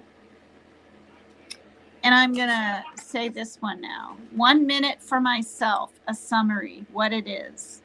So this is a 1 minute for yourself. I balance my life by taking as good care of myself as I take care of my family, my friends, and my business. I treat myself the way I would like other people to treat me. I stop, look, and listen. I take 1 minute for myself a few times every day to stop and ask, is there a better way for me to take care of me right now? I realize I have the answer within me. I am quiet and listen to the wisdom of my best self. I wait for it. Best self is capitalized. Where is it? See that? The wisdom of my best self. Not your drunken self, not your high self, right? Not the stuff that other people are telling you. I discover what is best, and I usually do it. I give to myself, and I receive from myself. I am happier. And this is why it works. When I take as good care of myself as I take care of others, I am happier. Because the better I take care of myself, the less angry I am with myself and others, and the more loving I become. Wow. It's a summary, taking care of me. See?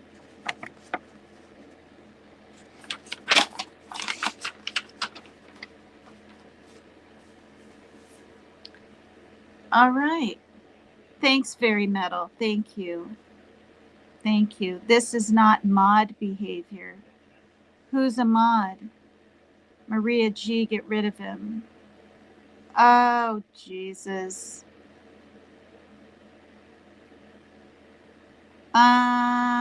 No, I've talked about. Oh, I'll say it right here. Yes, I did. I did commit adultery, and I've said that right on my show. And that was years ago. Years ago. And you're still harboring the anger, and I don't know when you'll let it go. Okay. You've been physically abusive to me, and you gosh darn know it many times in Okinawa and everywhere else. Are we going to forgive each other ever? Ever? You know? And the reason I have a channel, Joe, seriously, is I wanted to film the kittens. It was going to be called just Kittenville. And then they found a woman's remains who was murdered by her husband. I don't believe allegedly. There's no way in hell. He's been at 5 different garbage places during the day and walking into a motel with a shovel and this and that and the other thing. And you know, it all points to him. But the point is, her remains were found. And I just couldn't even believe it. And Joe, she was a mother that struggled with cancer twice, had 2 beautiful young teenage daughters that really loved her and were close. But, you know, for different reasons, he killed her. And he knows it. So anyway, when that news came out of the blue, right after I started my little Kittenville, I was like, oh my God, I have to talk about this. And then it was true crime. And for 2.5 months, I did nothing but true crime, serial killers, and, you know, all this true crime. I have 80 some videos. And, and then it just got to be a little too much. And I did just a little bit of other stuff. I don't even know what, just talk to chat. And now I'm covering domestic violence. So I don't think I'm cool. Goodness gracious. Okay. Yeah. Joe, this is really rude. Like you're obviously drunk. I'm just going to say it.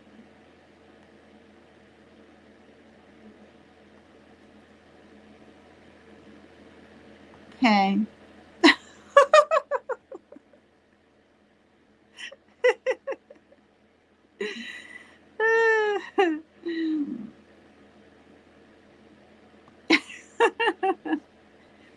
Why did I stray? Doesn't make what I did right, but why did I? After almost 8 years, a second marriage to him. A, he was never around. He had to help his mother all the time, and she hated me. I don't care what anyone says. She did. She doesn't anymore, but she did. And B, I mean, someone was nice to me, and I fell for it. And I tried to end it. I did. But it was kind of too late. Teresa.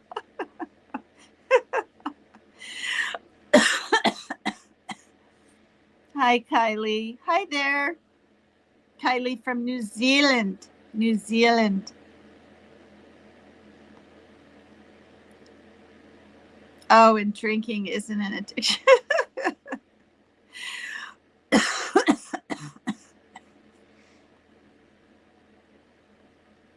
I just blurt everything out. Then nobody can even like say anything that embarrasses me or makes me even turn my face turn pink or anything. Everybody knows I lost my daughter for 3 months, along with my son for those 3 months, through CPS, but I got him back. I still haven't touched it at all. Everybody knows about my stroke and my meds and the whole thing with Chuck and everything. And I don't care. Like, nobody can dig up anything on me because there's absolutely nothing out there. I've never been a felon. I've never been, I'm not better than anyone else, but I don't have misdemeanors. I don't have anything. I don't even know if on my record, like, there's child neglect.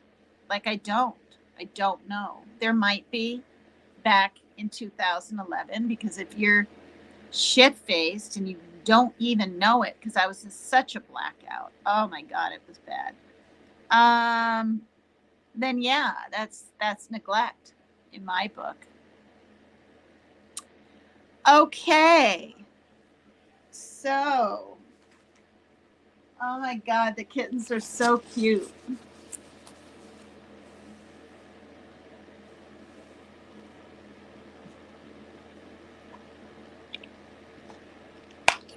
This is just going to be a 2-hour live because I'm actually getting a headache. And I've eaten. It's my neck. It's this leaning in stuff. It really is. It's my neck. Because it never happens in the beginning of my life. You know what I mean?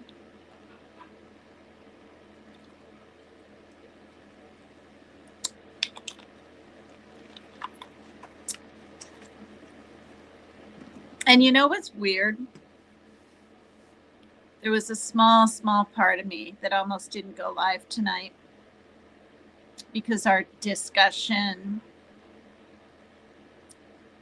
was so intense over his stuff. I mean, and I'm concerned because he's already gone off his antipsychotic. He's already doesn't take his sleep aid at night that helps him.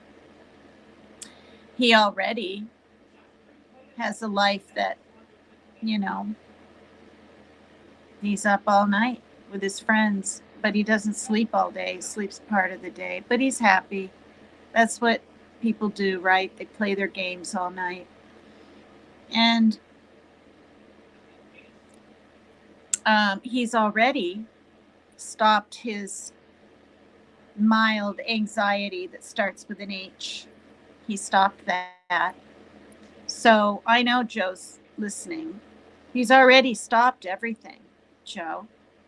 And now you want him to like go off, the last thing that's keeping the guy from having a panic attack. Like, I was shocked. They totally stopped. Does he still have anxiety and all that? Yeah, but does he have a full-on panic attack? No. In over 4 years. It's shocking. So, I don't know. Hi, Crystal Silverheart. Hi. UK here. Wow, you're from the UK? That's cool. Thank you. Can I kick it? Thank you. Yeah. Yeah. Yeah.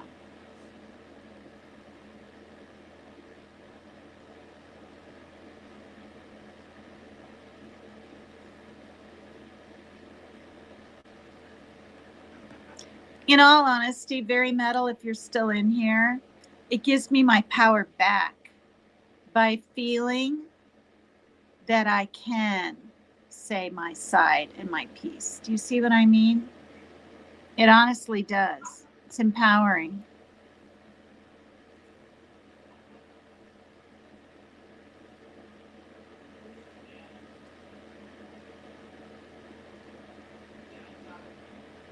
Hi, Tashi.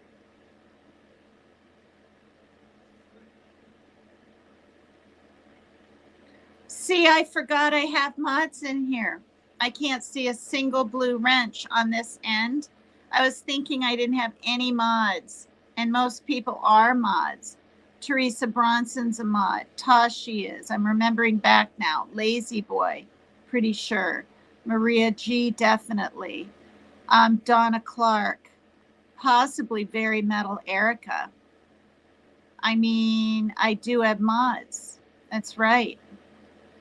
I forgot I had mods. Yeah.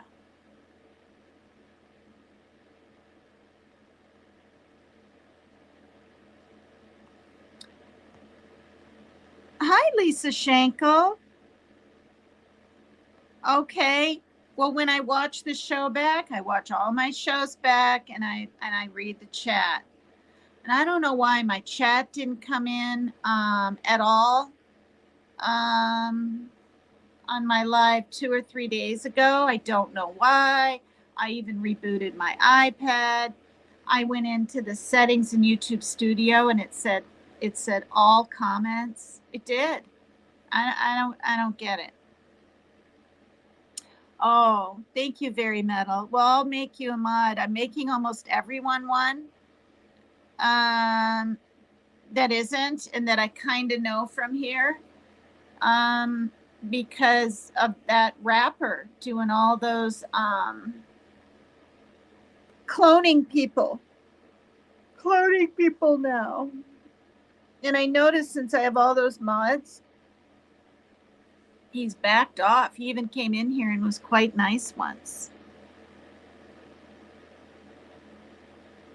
Oh yeah, absolutely. Okay, Lazy Boy doesn't have one. He had one before. Hi, Bootsy. No, you'll see. You guys will all come back. If you're not a mod, you'll be mods. Because now I'd rather have too many mods than not have any. I'd rather have too many. Wonder how Team Rose's discussion or whatever she had with the water company went today.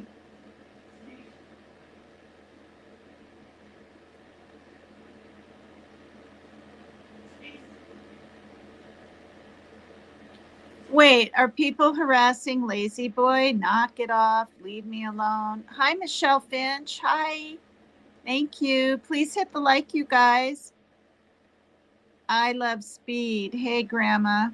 I have a feeling, but I don't know, that this I love speed might be Rapper. And that's because when Rapper had his other things come in, this avatar was in here. Just be nice, okay, Rapper, please? My ex was just in here and he wasn't very kind. My pigtails? Oh, these things? I forgot they were there. Thank you. Thanks.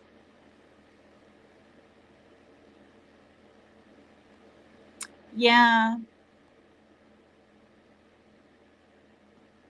Yeah. I have probably up on, other shows too.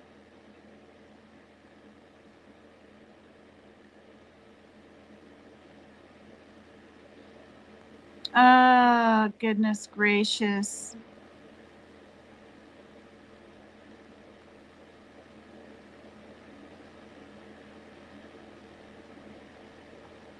I'm just so glad the kitten doesn't have diarrhea anymore at all.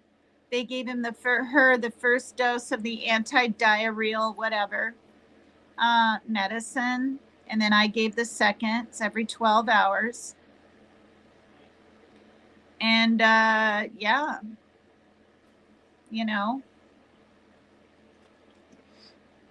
I'm gonna play some music, you guys, and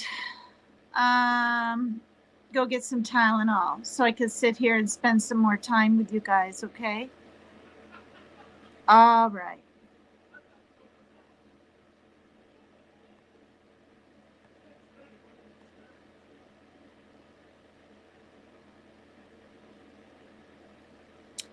Okay, I don't know if Lulu's still in here, but she really likes Akash Gandhi, and so do I.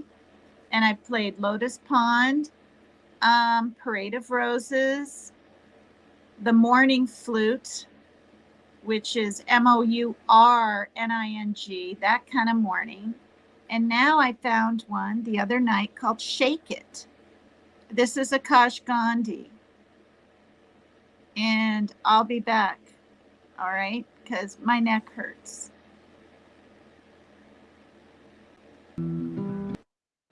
Oh, jeez.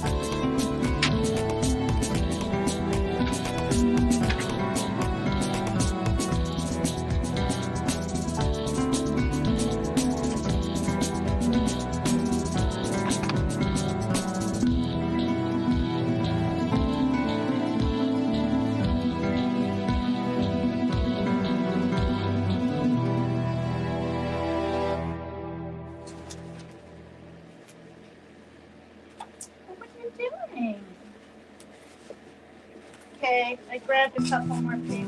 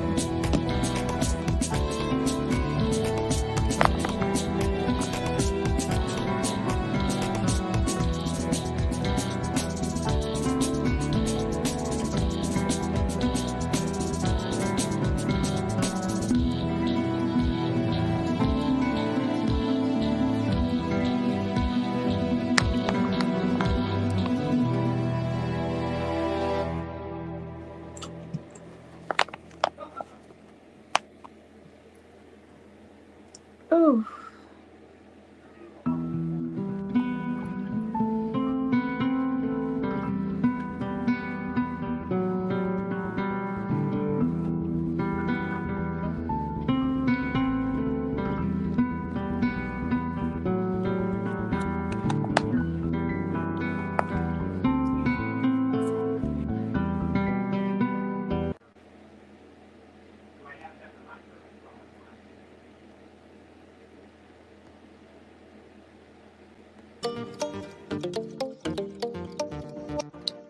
Okay, I was wrong. This is Akash Gandhi. That other one was Teasing the King by Nathan someone. I'm going to take my Tylenol now.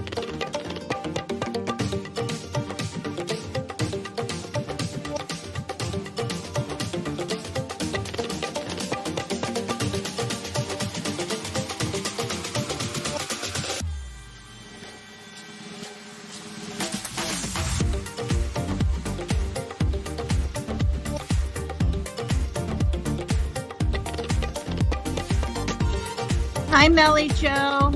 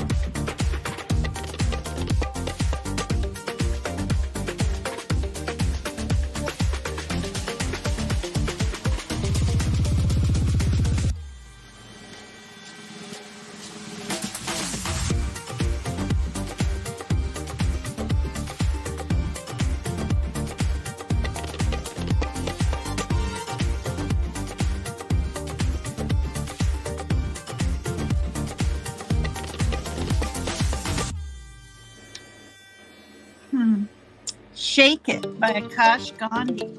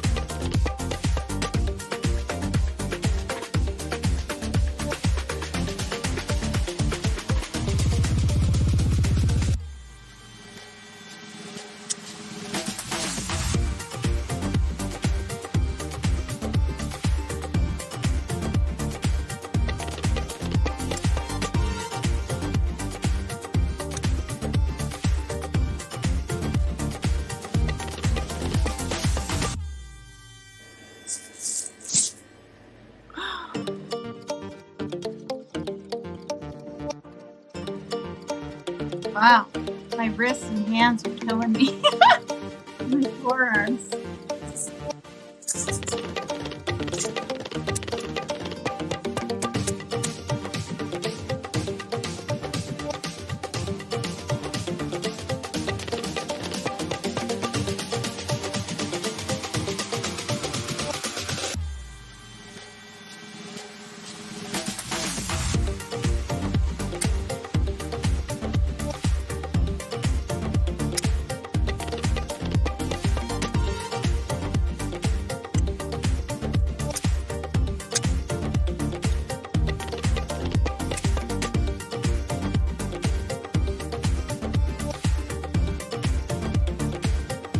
God.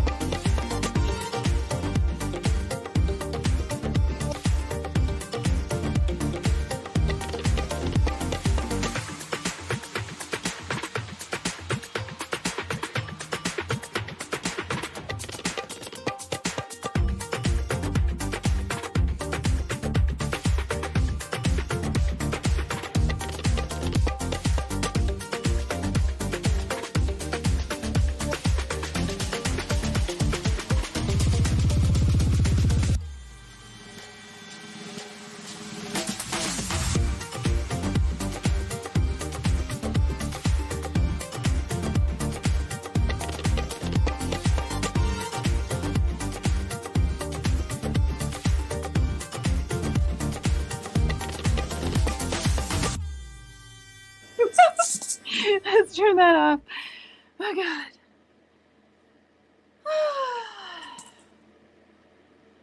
Oh, God. Okay, I took a couple.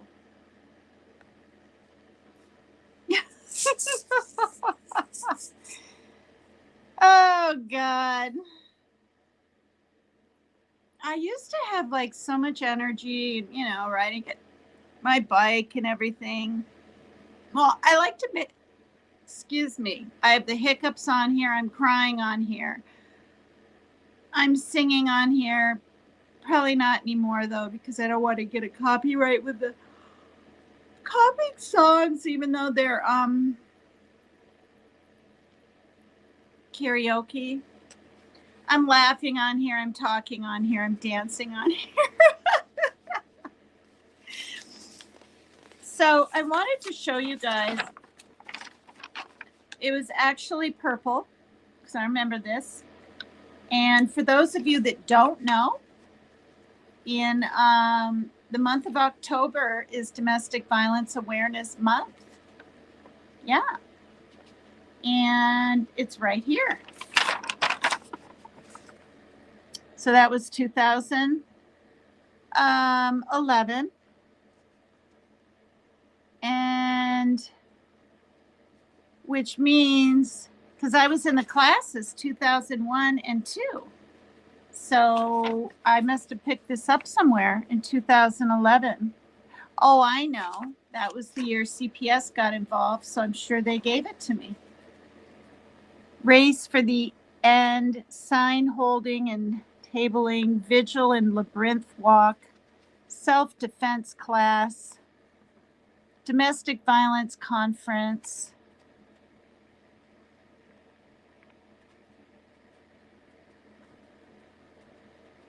journey to healing, Lummi victims crime, Nooksack, see, hosted by Nooksack victims of crime. Yeah, we're right near the Lummi Reservation. Well, no, we're not right near. I'm about, I think, 5 miles from it, or maybe it's 10. I think it's more like 10. But anyway, yeah, so when October comes, you guys, Domestic Violence Awareness Month, which obviously we passed it. And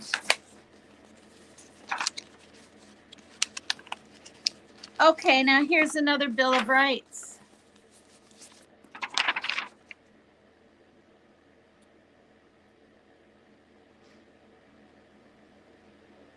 Hi, Lulu.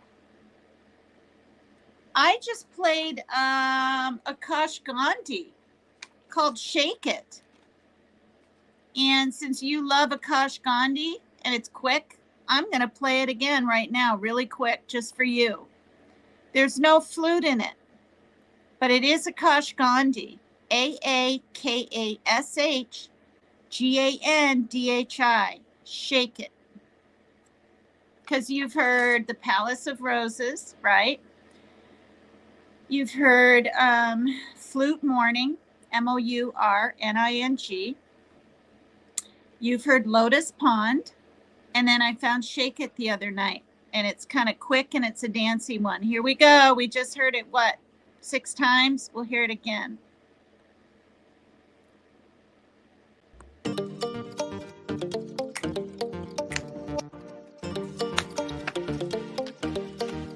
I'll dance to it.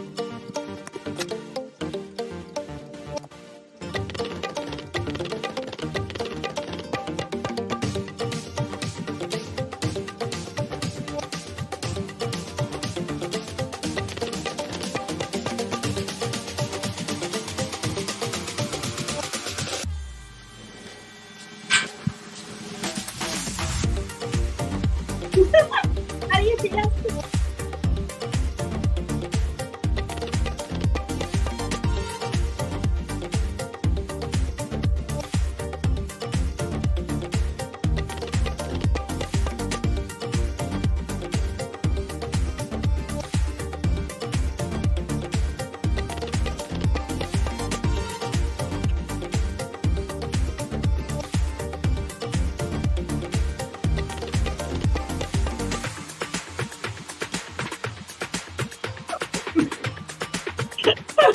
Yeah. I'm looking at myself up there.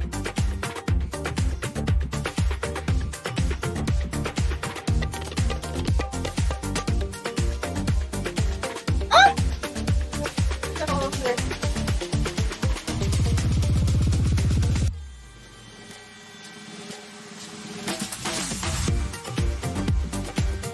Good exercising.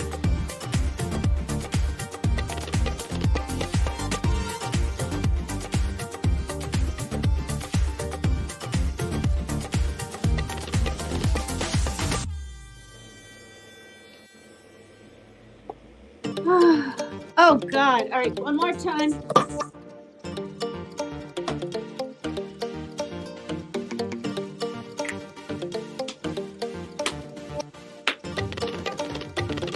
You guys can clap with me.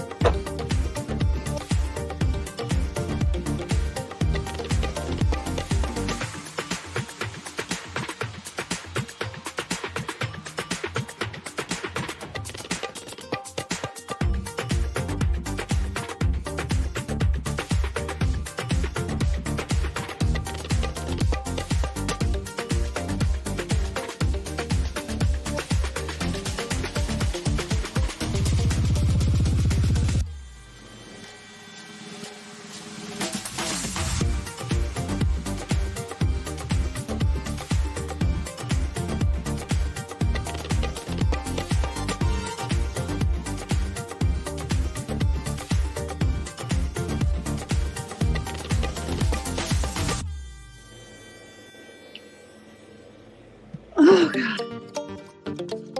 Bum, bum, bum, bum.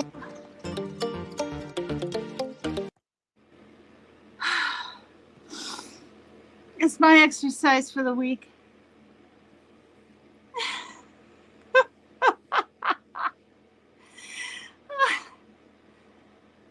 In the rave tent. I've never been to a rave. Oh, God. Roxy Cole. I should do an exercise show every morning. God, that's kind of a good idea. Well, you get... My back's broke watching, says Maggie. You're so funny. My heart's going boop, boop, boop, boop, when it should probably be going boop, boop, boop. Oh, a mini stair stepper. I should. I'm on the 3rd floor, so like once a week when I buy toiletries and things, I have to go up 3 flights of stairs with stuff, carrying stuff, and then down. My daughter helps me if I have too much, like if I have 2 boxes of litter. I don't even buy the 40-pound boxes anymore. It's too damn heavy. Now, it doesn't sound like much, but the little strap that you hold cuts into your hands and leaves a mark for like 15 minutes right here. So actually, I have gloves in my backpack.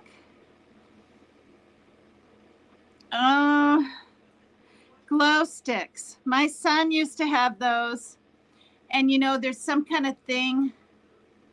I think it's attached to a string and you spin it and it looks like this whirly light thing in the dark. He used to have all that stuff when he was like 18, 19, and 20. Maggie, you should do a live. You have a channel and you don't do lives, do you? Oh, I didn't get out my Zumba things, Lulu, for this time because I did them before. Trying to think I was drumming, trying to.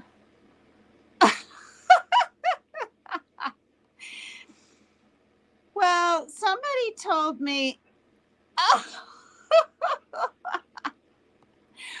Maggie, because of the white avatar, I thought I was talking to Maria G.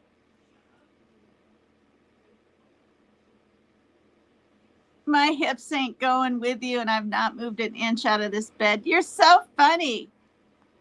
Well, there's Maria G. See? Kind of a white thing, and look. Kind of a white thing. Oh, Lord.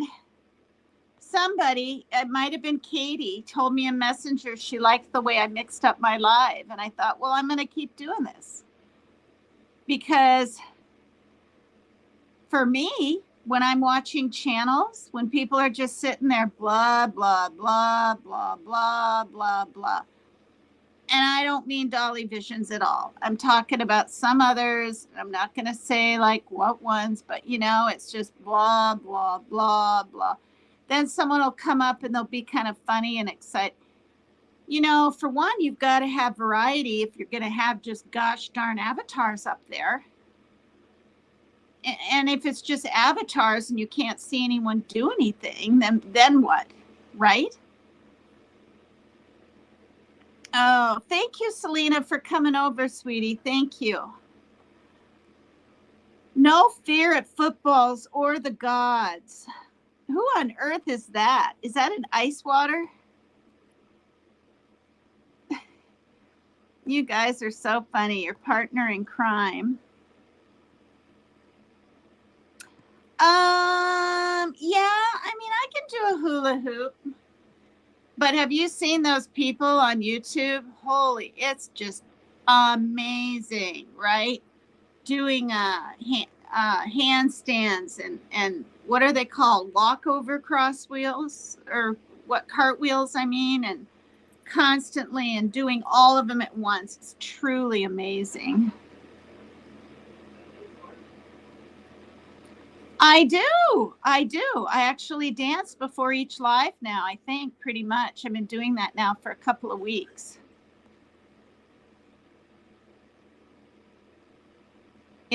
I just got When You Dance on It. It makes exercise fun. Yoga, just like kind of Pilates, where I have to hang my head and like stretch and do that kind of stuff. I mean, for years now, and I don't know if it's my tremors or what, but I get kind of a headache if the blood rushes down. I mean, I can do it. I can keep my legs straight and I think touch my toes. I'll see if I can do it now.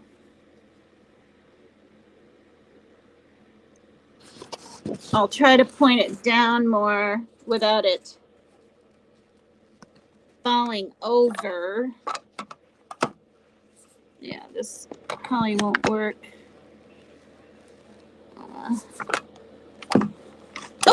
Oh my God.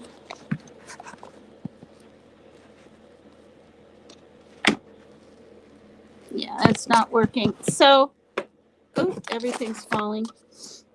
But anyway, I'll just leave it like this.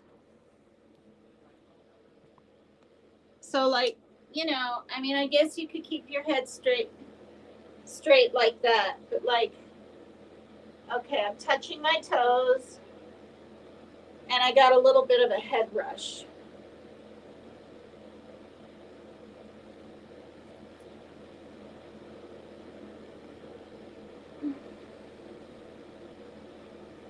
Now, putting our feet together and touching my toes, I don't really even know if I can do it. All right, I just did. I touched my toes. But am I flexible? Not really. Ow. Even this hurts. This right here, right there, is hurting my leg. Oh, God. I've never been able to do splits.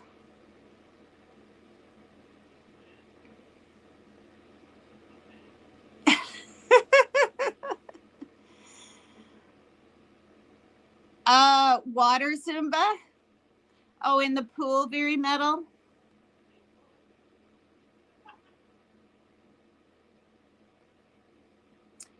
Well, I mean, once you just start kind of getting on YouTube and do you have low blood pressure? No, I have high. Well, I did. I won't say what I'm on, but it starts with an L. A lot of people are on it. And, and then my heart pill, which is for like the cholesterol. And then a water pill. Maybe that's kind of causing it. But it's, yeah. Yes, in the pool at the gym. Yeah. What's a hash ram? Warrior, are you from the UK or are you from Australia?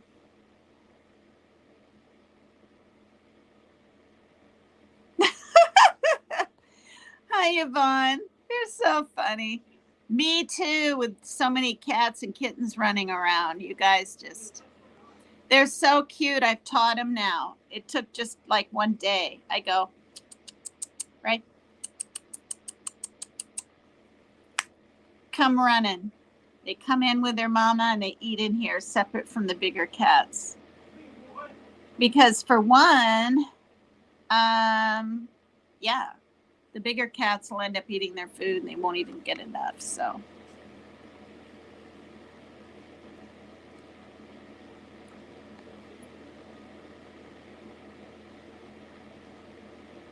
Yes, yes. Yeah. Yeah, that was really, really cool. All in YouTube somewhere.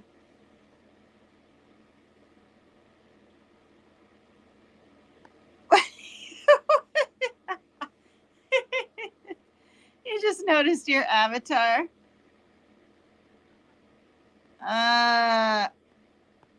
Yeah, just kind of.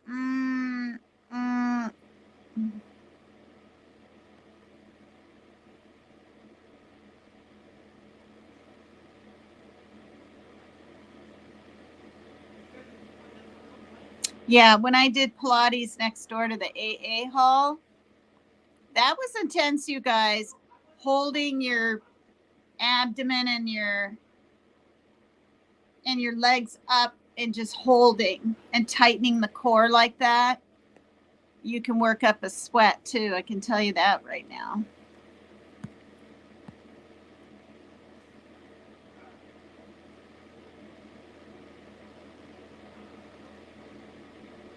Oh God. Warrior Nun, where are you?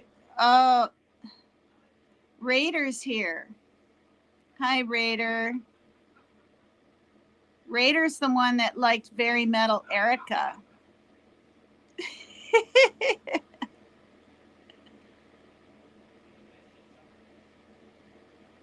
Oh, aw, that's sweet.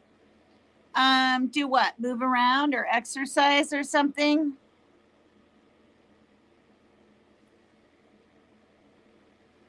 Hash browns at McDonald's.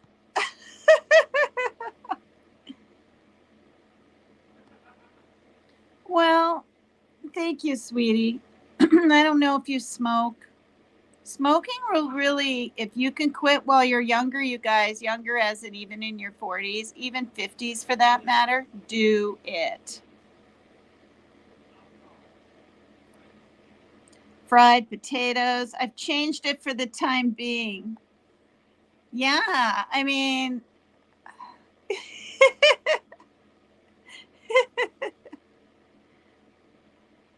oh, you're so funny. Don't be. He was hoping I wouldn't remember. Very Metal Erica. He was hoping I wouldn't remember.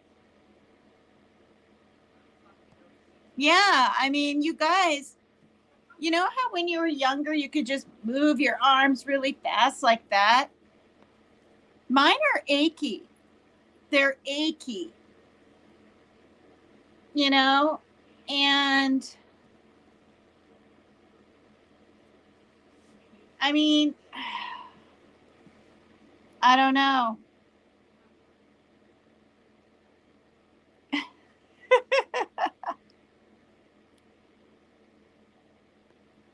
Oh, I should. I should do a morning routine thing. Class, now we're going to stretch and do this and that and the other thing.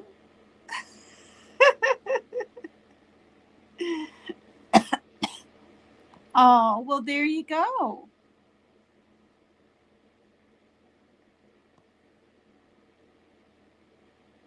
Hey, hi. Hi, the real Mama T. That's so cool. Hello,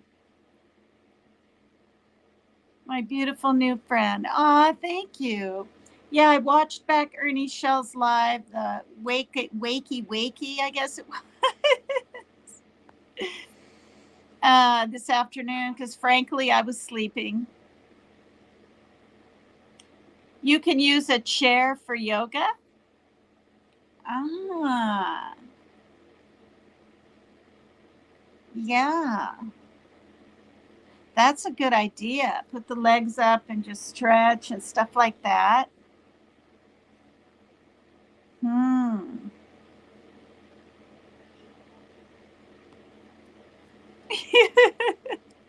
Yeah. It is it's right here. I keep my touch me ups right here. Maggie picked out some beautiful lipsticks, really beautiful and pretty containers. Um they're more on the mocha side, not mocha peach. But I really like mocha peach Revlon, but I can't find it anymore. So then I found this one. This is okay, I thought it was Revlon. It's not. It's NYX. Is that New York X? What does that even stand for? Then it says this is suede matte lipstick. It's a matte, right? So it goes on dry. And it is brunch me. Not lunch, not breakfast, brunch me. So go to the NYX whatever. I mean aisle.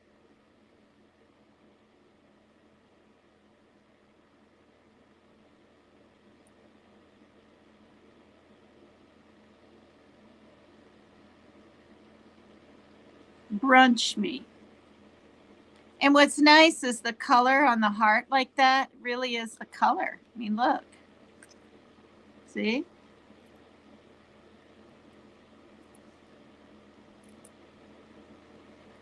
pretty dang close. So yeah, now I'm addicted to this because it's kind of a peachy mauvey, right? It's not too red. It's not too orangey. Yes, so early, says the real Mama T. Yeah, so NYX, is that New York X? Like, how is it even pronounced? Or I guess you just say, I have never been to church. Oh, God. The thing is, though, thank you for saying that, Very Metal, but I don't get up in the morning. I'm up, like, look at this. It's 1:30, right? And I'll, check out my messenger real quick and stuff, because sometimes I have questions and things in there. That takes like 15 minutes or so. And then I like to post some kind of seasonal thing. I did the fall every day. Now I do winter. It's just my little contribution to Facebook and my way of getting over there and peaking. Do I stroll all the way down? No. Do I even do a thumbs up for everything or a like or a heart? No. I just don't have time to look at it all, right? On top of my messenger, on top of trying to stay caught up on videos, and then trying to fit mine in on top of everything else around here. Yeah. So, what was I going to say? What was I even saying? Oh, so this, if I can get my act together and get to bed a little sooner and stuff, that would be fun. And you know what else would be fun? I'd have like a set time, hopefully. And then people could not adjust their schedules, but you know what I mean. Like know when I'm going live. I think that's really neat. Whoever mentioned that in chat, because I can't remember the very first person I saw, I kind of like that idea.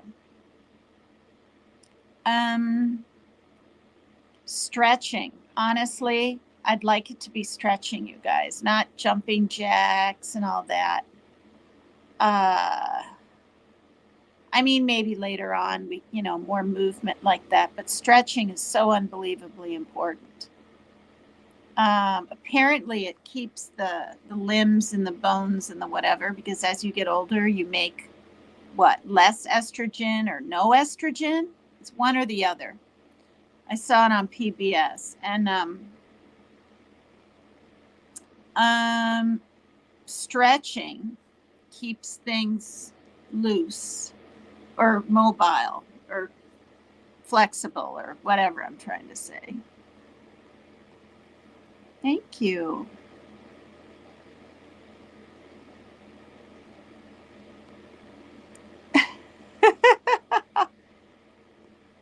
Eggs and bakey? Oh, like for bacon? Eggs and bakey with PCT. That's so funny. It would have to have a cool name, not morning stretch with PCT. That's just too dumb. Let's see. It's got to have a ring to it.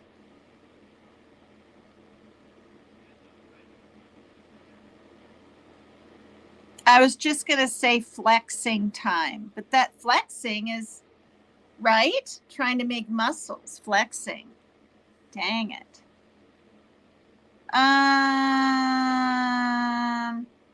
Yeah. Yeah, it does almost match my hair.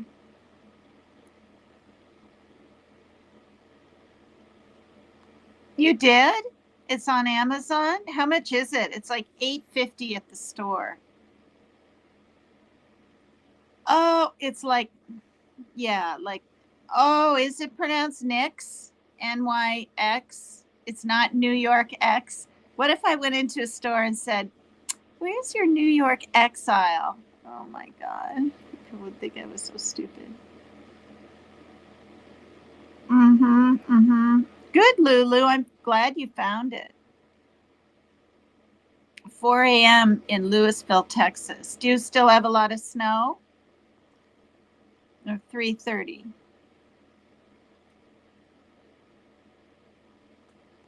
Yeah, she's also a mod at Ernie Shells.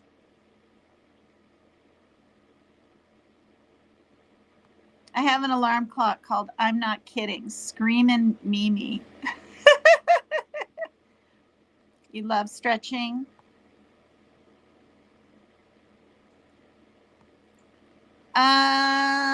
Yeah. She won't come on camera though. She just, you know. Oh, it's less estrogen. Estrogen. Listen to me. Estrogen. Okay. Thank you. It's supposed to be, right? I heard all those new pans with the not silicone. What the heck am I trying to say? That soft stuff in them automatically can cause Alzheimer's. Tai Chi, my mother did that. And when I visited there in 2011, she was 71.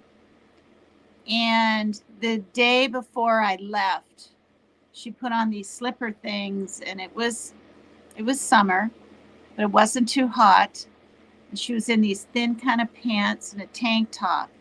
And I watched her move and do Tai Chi. It was one of the most beautiful things I've ever seen. I was wishing I could have been filming it, but I didn't have anything with me that I even could. And that might have made her nervous. Do you know what I mean? Hi, Team Rose. Mama T is a mod at Ernie Shells, right? I just saw her there yesterday. How are you, team? How did everything go today with the water? The water company scammers.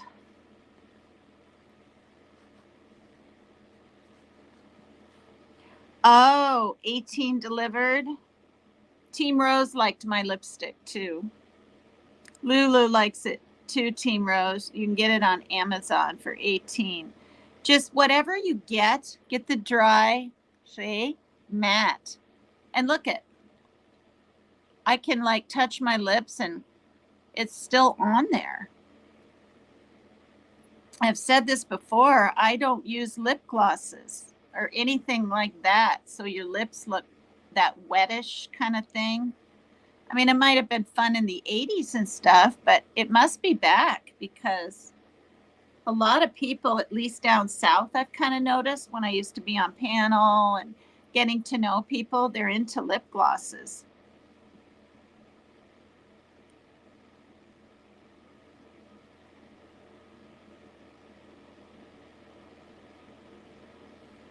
Team Rose took a nap. Yeah, that's the real Mama T. Okay. That's why a lot of people in the World War II got all toppers because aluminum who is in the package and food and everything they cooked with it. Oh, jeez. Oh, physical cardio time. Yeah. Oh my God. PCT, physical cardio time. Wow, I really like that. I'm going to take a picture of that. Where's my phone? Oh, where's my phone, you guys? I sound like Rose walking around the house talking to myself. I have to get my phone. Are you on my phone?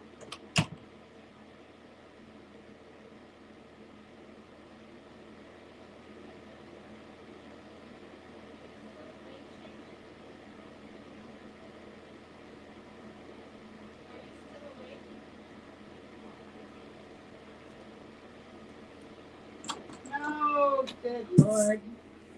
You're so silly, Parker. Oh, I like it. I like it. I like it a lot. But I'd have to do more than stretching, wouldn't I?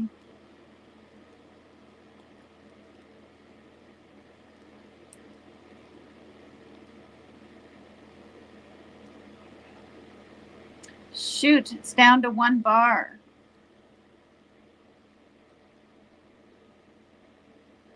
PCT, physical cardio time. I like it. Darn tremors. Oh, sometimes if I hold my breath, all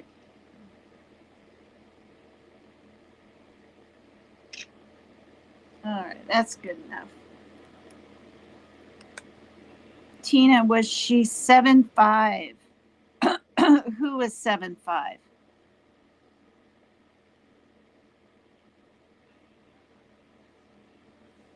Who is 7'5"? What am I missing here? Did you dream well?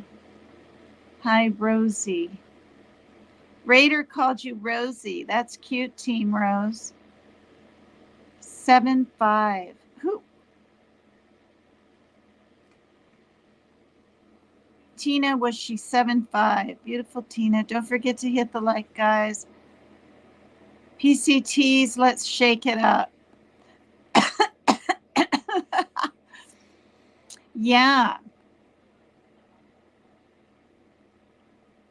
It's this one. Oops, gosh darn.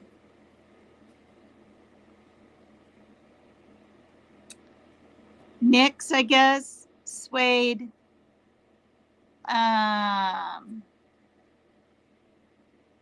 Brunch Me.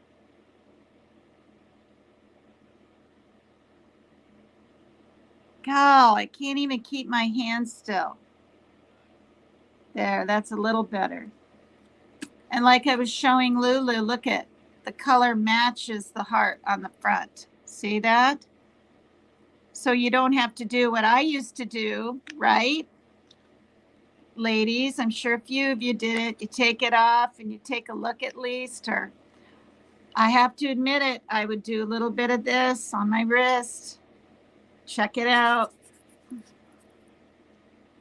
I know I'm not the only one. Did anyone else ever do that?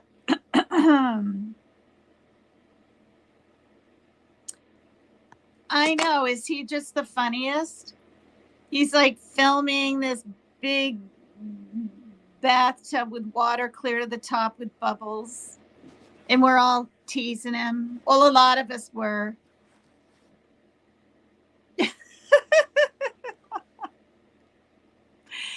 I mean, he would never do it, but he likes to joke around. You know how he gets, you guys. And I said, Team Rose, I said, I'll cash app $2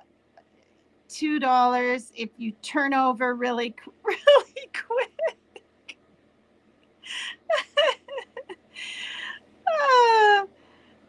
Like quick. He read it out loud. It was funny. Yes, drinking soda cans. I heard that too.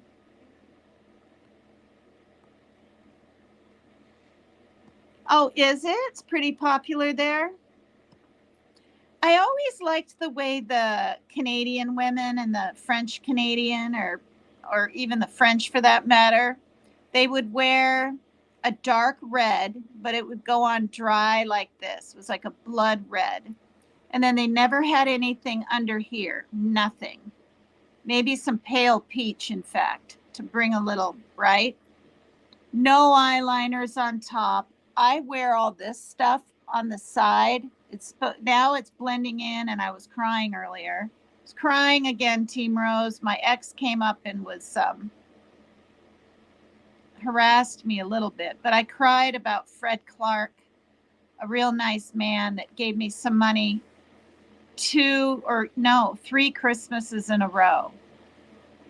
I mean, that was my mom gave me money for Christmas, right?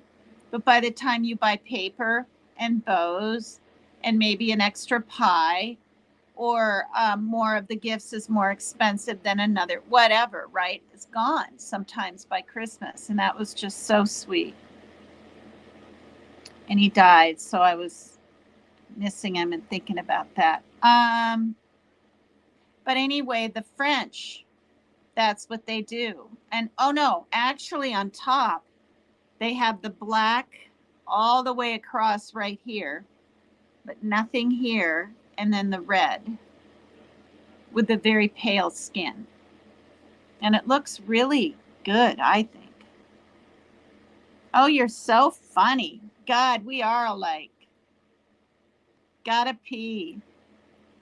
I tried to say like what up on panel once. I'd say, I gotta go powder my nose. And I think Mab kind of laughed at that or something. Powder what? I love this. Cooey. Cooey. Yes, there's the word. Can I kick it? The Teflon. I mean, I've cooked with with a Teflon pan before, and it is nice, right? The fried egg just slides right out of it. But, well, hi, Rejected Static. Hello. Wake up and stretch out with PCT. I like that.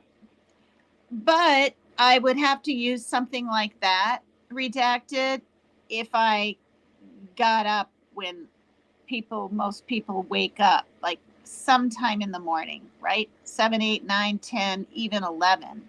And most of the time I'm sleeping. Well, I'll sleep till 2 or 3 if I'm up really late. And I'll sleep till 4 o'clock-ish. I seem to always kind of wake up around 3:30 now. But when I have to get up and go to the store or there's an appointment, then I'm up and I make myself get to bed earlier.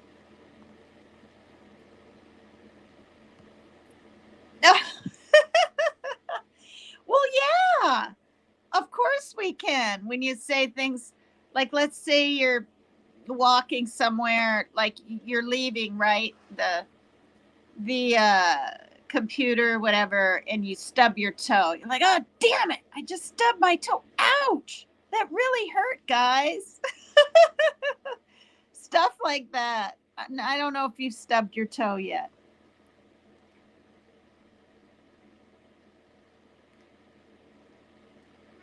Oh, okay. You have I forgot you have a channel. You guys can put your channels in here, and if you can't put a link, because you're not a mod, ask someone else to, or just put the at, like I would put at Papercut Tina 2332, because I guess that's my URL, or not. I guess it is my URL. Oh gosh, you guys.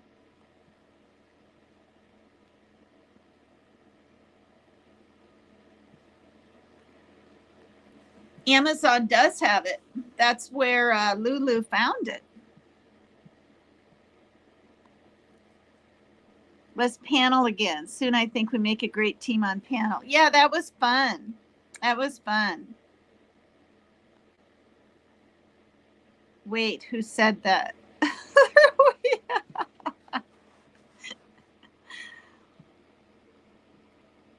Yeah, I mean, baths are nice. And whenever I fill up the tub with nice hot water, I like it nice and hot. And I don't even have to have bubbles. Like, I don't. But anyway, I'm always like, wow, why don't I do this more often? But I'm a shower girl. I just am. I'm a shower girl. It feels like rain.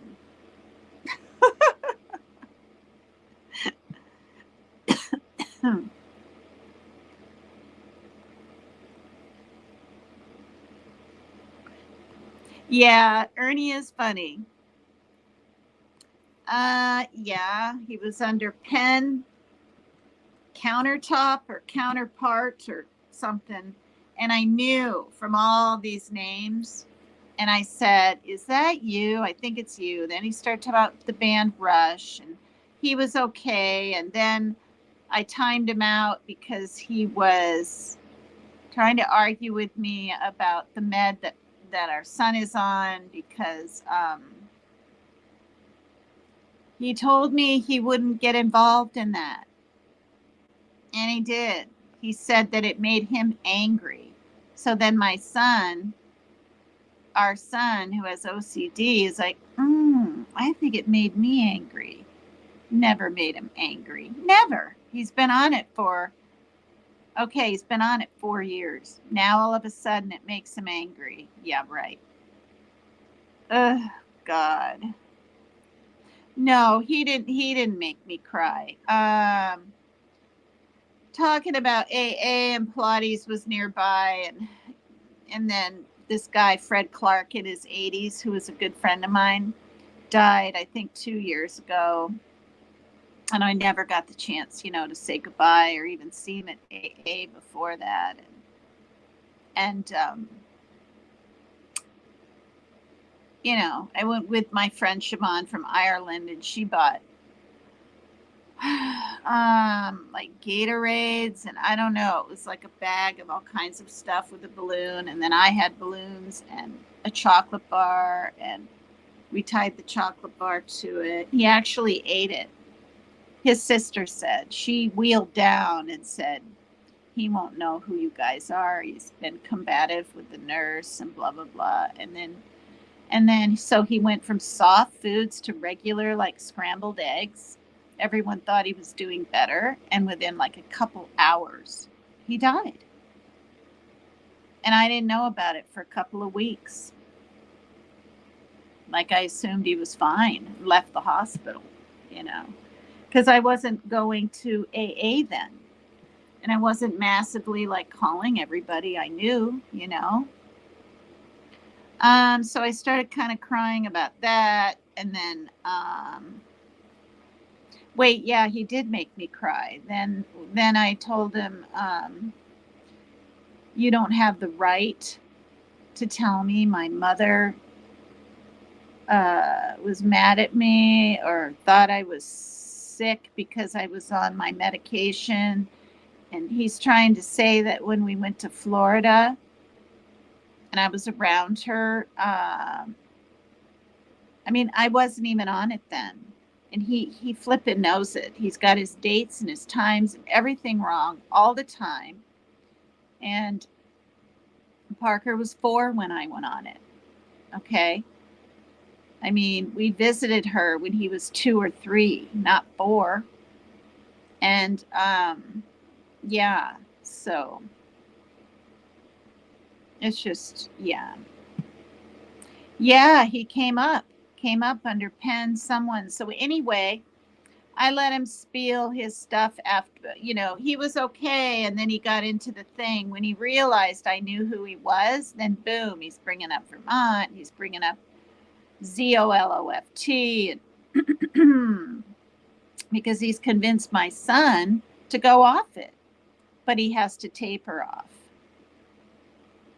But my son is the one that suffers, not him, over this, and not me. So if he ever wants to go back on it or stay on a lower dose or anything, he absolutely can, regardless of what anyone says, how it's not good for you and blah, blah, blah,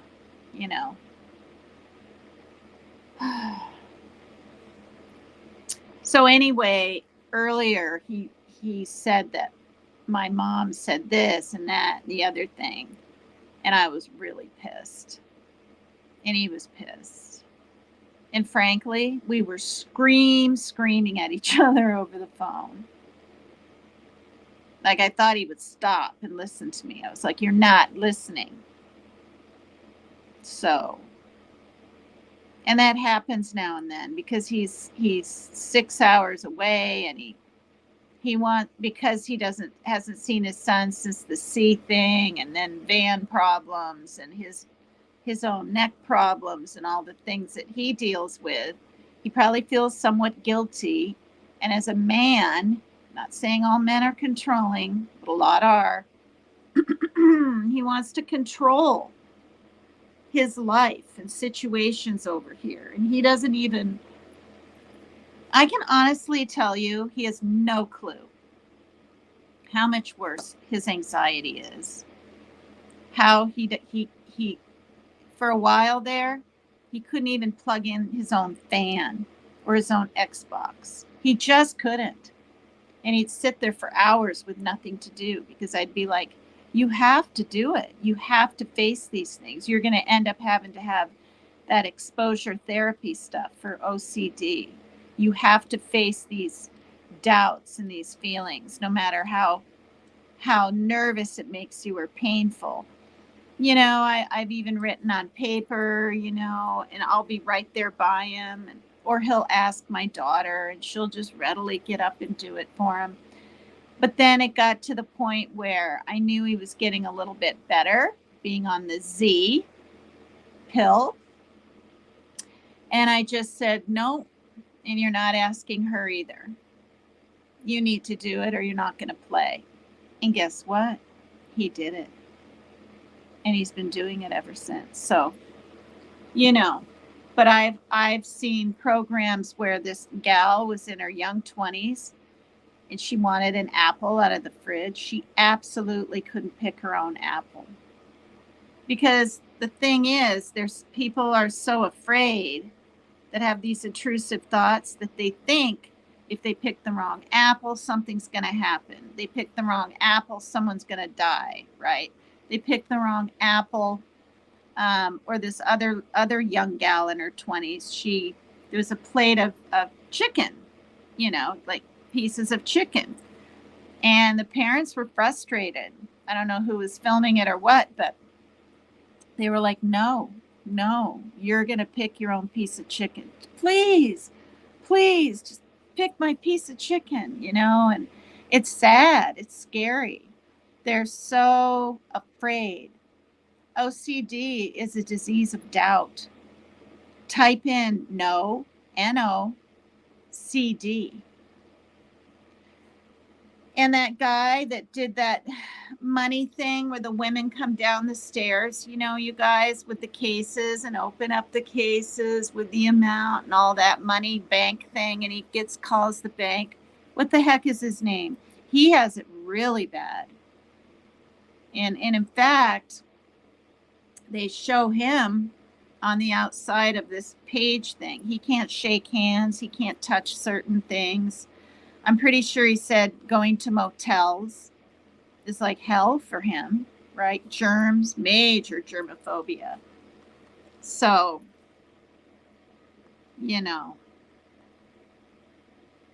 And then I've read books on it. The more you think about it to be true, the more your OCD goes, aha, see? And then if you really don't do what the OCD, the obsessive compulsive disorder, is telling you, then you literally could have a panic attack, probably. Not even from a physical thing, but the mental thing. Do you see what I mean? And if they're intrusive, like scary, or something's going to happen if you fall asleep before 3 o'clock, or I don't know, whatever. It can be anything. It just runs your life. It's debilitating. And he's had it since he was 11. And they told us at Catholic Community Services, when he was 11, he had severe OCD. And we didn't really know how severe it would get. But when you're washing your hands so much, they're bleeding, and cortisone with gloves had to be put on my son's hand as a teenager. Then he kind of got over that OCD and would touch things quick and just rinse his hands. And he really likes the sanitizer. He'd rather use that anytime than run a little warm water with soap on his hands. I'm not kidding. Anyway, yeah, pen counterpart. Yeah, is he back in? Because I blocked him. The first time I timed out my ex. The second time I blocked him. Is he back in here now? Hi, Lloyd Boston. And if he isn't here under that name, and I talked to him about this. I said, I don't mind if you're in my chat, but you need to be nice. I mean, I don't even think I said that. I said my chat, I said something like, my chat, they're my friends. And they're protective of me.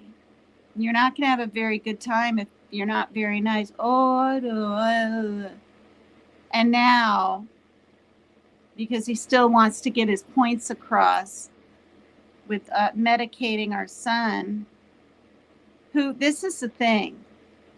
I stress my feelings about things, and he'll try them, and some things work and some don't.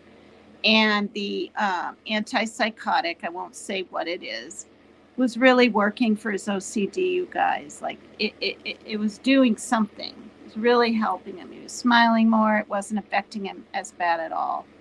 But the weight gain was just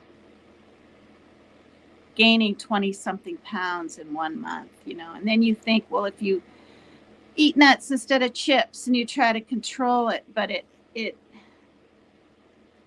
the psychiatrist said it fuels the hunger hormone, or the hunger whatever. It spikes that up. So even if he's not hungry, he thinks he is.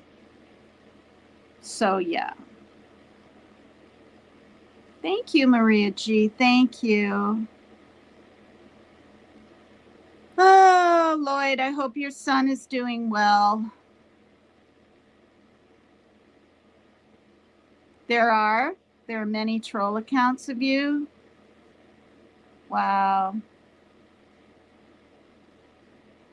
Is this recent? It's brunch. Brunch me. Like not lunch and not breakfast me. Brunch me. See? BRUNCH me. Brunch me.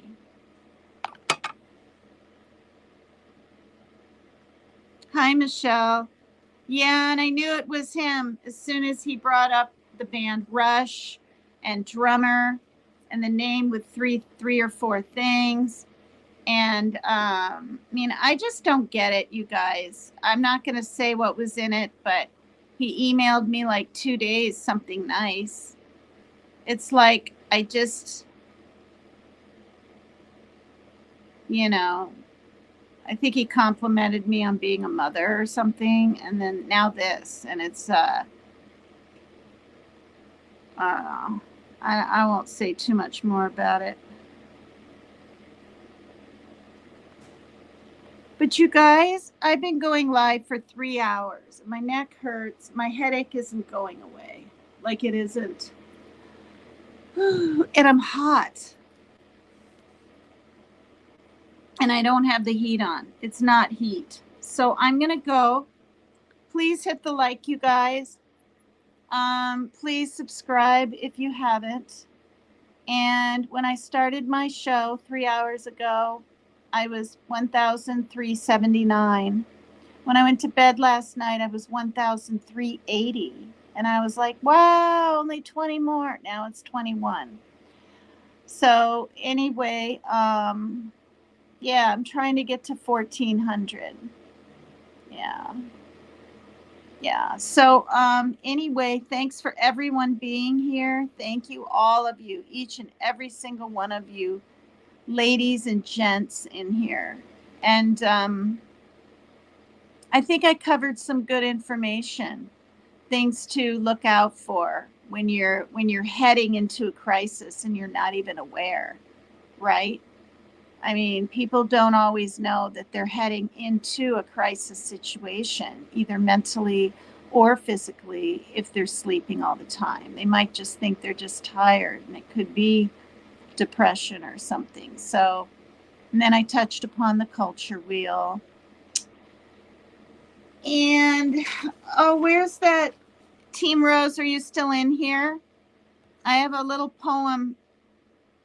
I'll have to go back to the beginning. Okay, stay in here. I have a little rose poem. Did you hear it yet? And you're always buying roses, getting roses. You heard the rose poem? Or no, that was yet. You're in here. Did you hear the rose?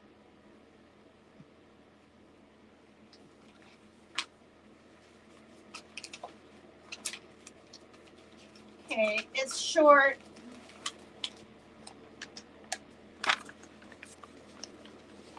All right. When we plant a rose seed in the earth, we notice that it is small, but we do not criticize it as rootless and stemless. We treat it as a seed, giving it the water and nourishment required of a seed. When it first shoots up out of the earth, we don't condemn it as immature and underdeveloped, nor do we criticize the buds for not being open when they appear. We stand in wonder at the process taking place and give the plant the care it needs at each stage of its development. The rose is a rose from the time it is a seed to the time it dies. Within it, at all times, it contains its whole potential. It seems to be constantly in the process of change, yet at each state, at each moment, it is whole as it is. And that was by Galway, 1974. See? My paper's dirty, quite dirty. I don't know what it is. Food, coffee, who the heck knows? But there's a picture of a rose. Yeah. So, yeah. So maybe Rose will go live. I'm going to literally have a little bit of water, brush my teeth, put my PJs on, and go to bed. That's what I'm going to do because I've got this small headache. I think I need to catch up on my sleep. I haven't had much in 3 days. But I wasn't yawning tonight like 3 nights ago. Thank you, everyone. You're sending me something? Where? Oh. Where, on PayPal or Cash App? Is that what? Thank you. Or wherever it's going. Okay, I'm waiting. Hi, Cleopatra. Oh yeah, Art Ghost Show's birthday was yesterday. And I saw that, where did I see it? In Facebook or something, and I forgot to message her and everything. Gosh darn it.